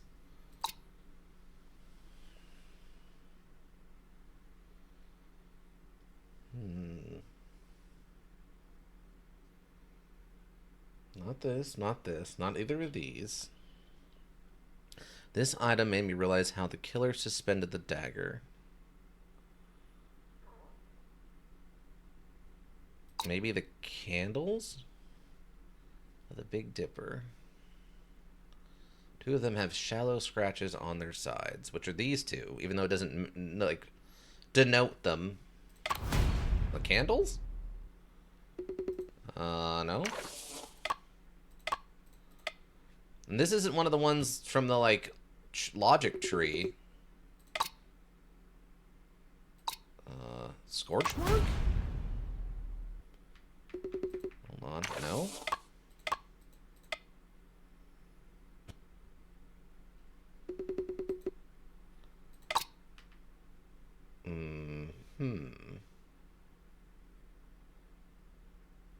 The books? Did he take the books down and, like, stand on them?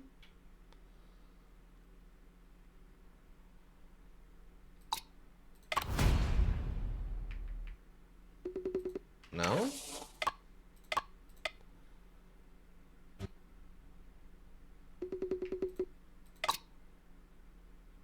Oh, maybe it's this. The photo made him think of the flying lanterns? Oh, it's the photo made him think of the flying lanterns. Oh my god, okay. Standing on random stuff is pretty effective.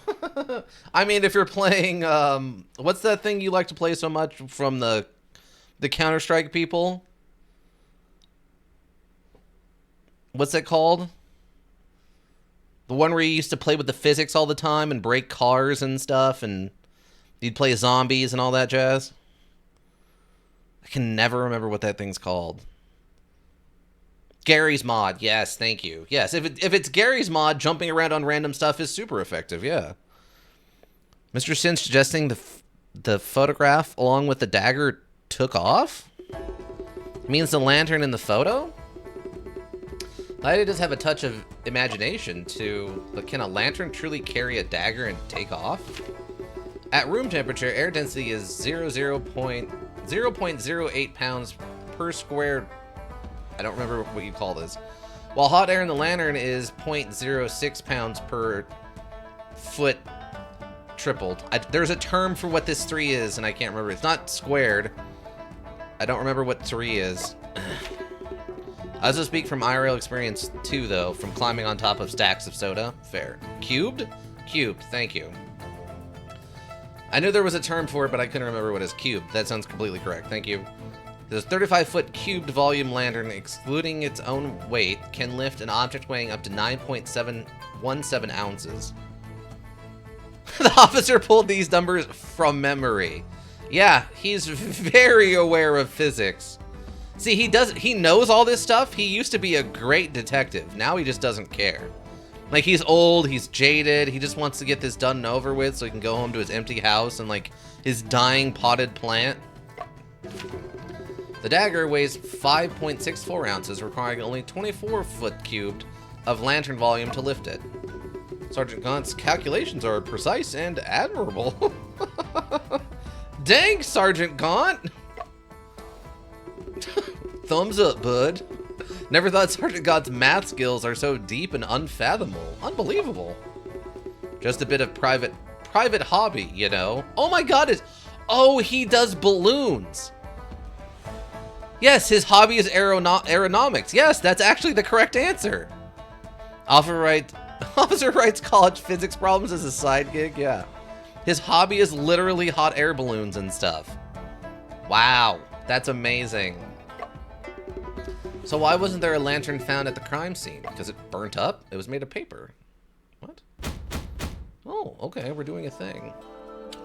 We're doing another one of these, okay. The killer must have used a sky lantern to lift the... Oh, that's what this is. Okay, that's... Oh, wait. No candles. The burnt paper...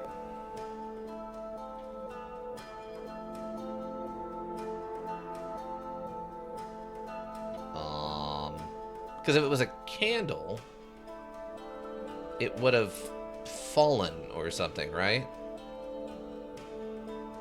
To... like this thing? Yeah, because he would have needed a way to guide it up there, right? There's still not enough force to pierce a guy to death. Well, I mean, I don't know what the terminal velocity of a dagger impacting an undefended chest is. You know what I mean? It doesn't seem like it, but maybe it's a really sharp dagger. I feel like it's probably one of those things where it would pierce you enough to do damage, but I don't know if it would be driven all the way into, like, his heart like it shows in the photo. Because in the photo, this thing is, like, driven to the hilt into his chest. But I don't think with that kind of fall, it would be able to do that. It would probably, like, go, like, here or something. It might still be enough to hit your heart, but it's not going to be up to the hilt like I think they show in the photos. Okay, so... this and this. So we have this as the bottom, this is the paper. And I assume this string is the burnable thing that was holding this? You ever stabbed a guy? It takes effort.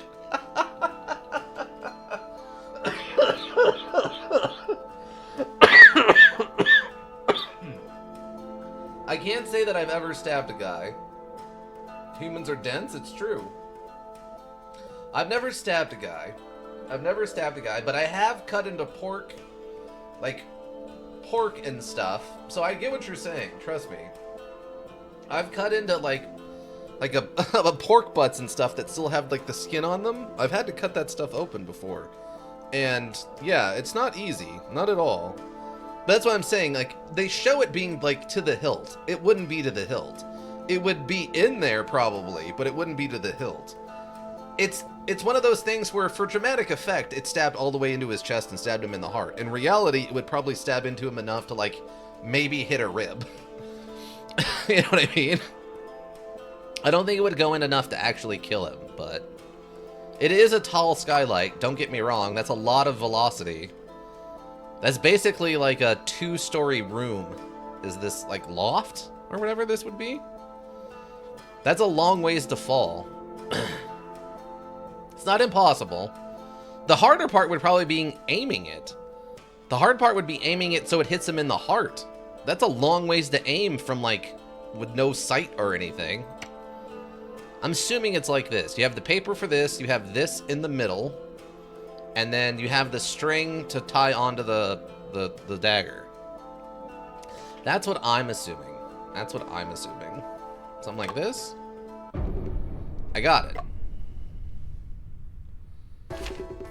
The pesto mesh serves as the base support for the lantern with stone wax as the heat source. What? Stone wax? I don't know what stone wax is. This partially burned piece of oil paper should be part of the lampshade. On the lab table, there's a stack of identical large lightweight sheets of paper. I didn't come up with a method the killer used to completely burn the lampshade like that. I believe the lampshade must have been brushed with kerosene. When the flame spread, it could burn down the entire sky lantern. No wonder there were paper ashes on your brother's body. The position where the lantern hangs from the ceiling was not controllable. How did the killer ensure that the falling dagger would definitely stab the victim? That's what I was wondering too.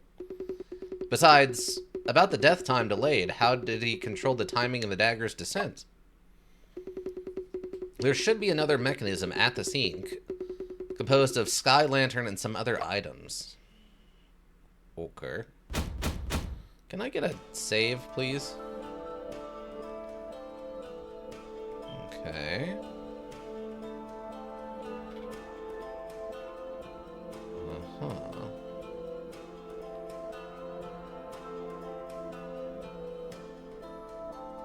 Oh god, we're not done yet? No, we have to prove how they aimed it. So, we have these other candles that weren't doing anything at the time. What were these other candles for? Was there... it doesn't show any kind of weird shadow from the handle.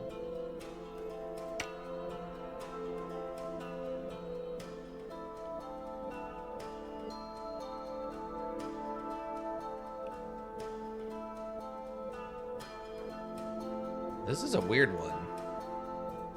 Okay, wait. Details? The weapon pierced the pulmonary artery, causing immediate death. The body is contorted with bruising on fingers. Bruising on fingers.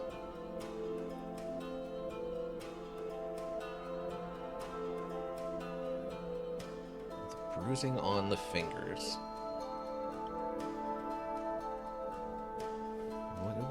Why would he have... Address the delay and limit issue. With the dagger's placement, there must be another set of mechanisms on site. I need to select the items that compose it. Beats me. Yeah, this is a weird one. So... we have 5 other candles here. I could get a hint, I guess.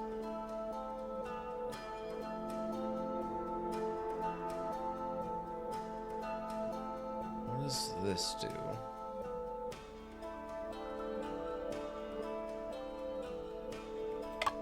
There's not like an extra book somewhere, right? Skylight. So it floats up the dagger. It burns up and then falls. Ink back here, though. Did he have, like, a pen in his pocket? No, because then he would have been covered in ink, right?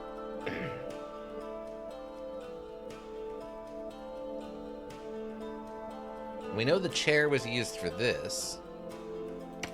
So it can't be the chair, but we still have these other candles or something.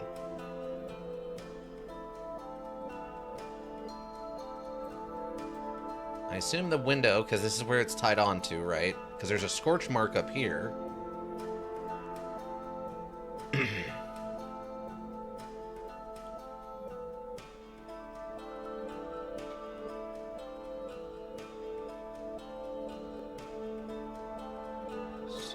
the dagger something this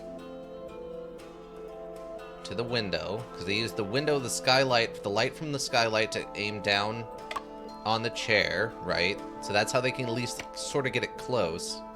The heart shot might have just been an absolute, like, nat 20 or something.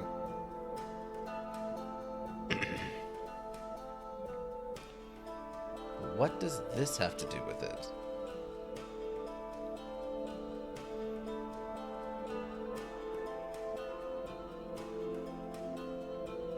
This to this.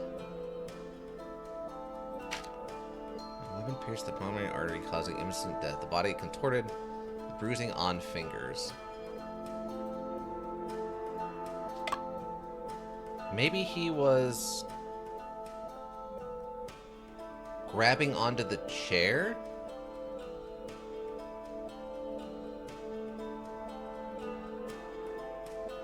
Because he said his fingers, he was like gripping into the chair. And that's where the bruises and the wood chips in his fingernails come from?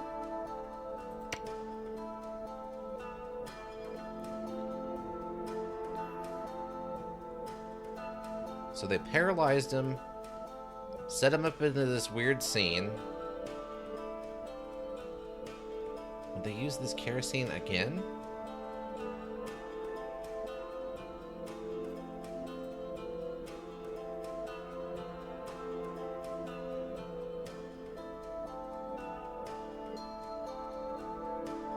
Because they used the paper to make the lamp, but I don't think they'd use it a second time.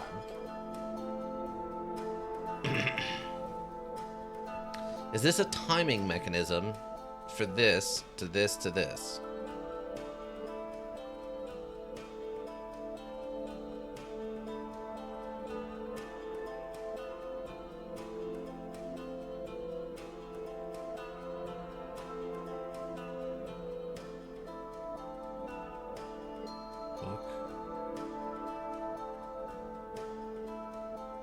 Oh, I wonder... Could this cast a shadow that would let them know where to line it up? What are this? What is this?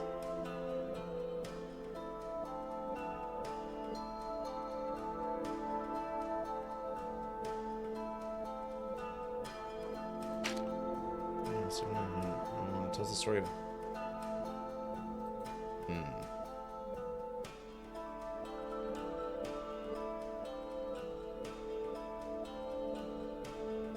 Like that, this is the only thing that makes any sense. Seems like I have overlooked something. How were the scorch marks on the end of the dagger handle caused? Oh, okay, so they do want the rope. So like this? Okay, so they did want the rope. Okay, so that's how it is. My first guess was, I think, more correct. Alright. The ring at the end of the dagger's handle shows signs of scorching. There are scorch marks on the skylight frame as well. And the location where my brother was murdered happened to be directly beneath the skylight. That's the killer's plan. Okay, I'm gonna get a save in here because we are out of investigation energy.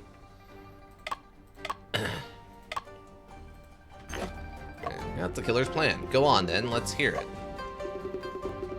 This is definitely elaborate. The reason the killer placed my brother's right beneath the skylight is because the skylight is concave, feasible to fix the sky lantern to its window frame.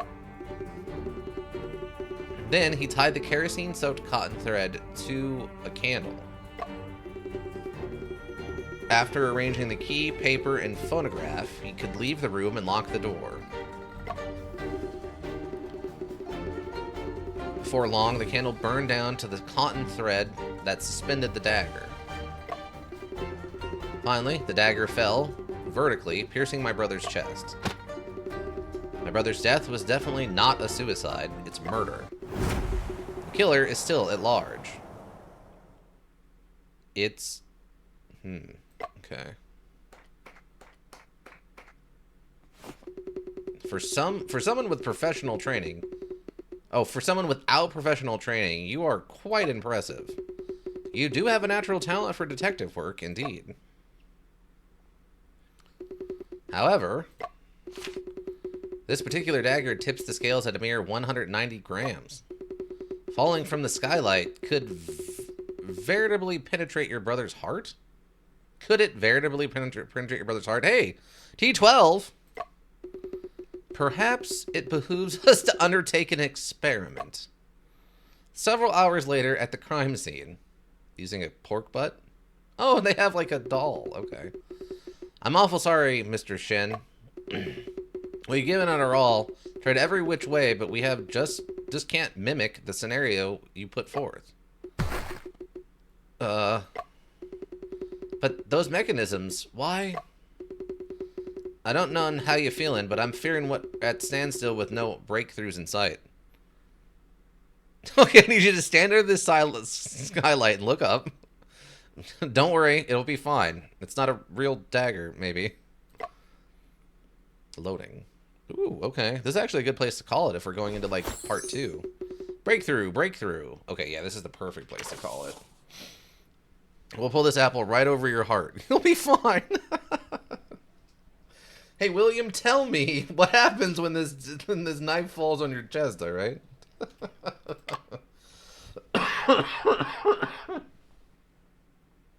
All right, I'm saving it right here. This is the perfect place to call it. Since we're going into, like, part 2 or whatever.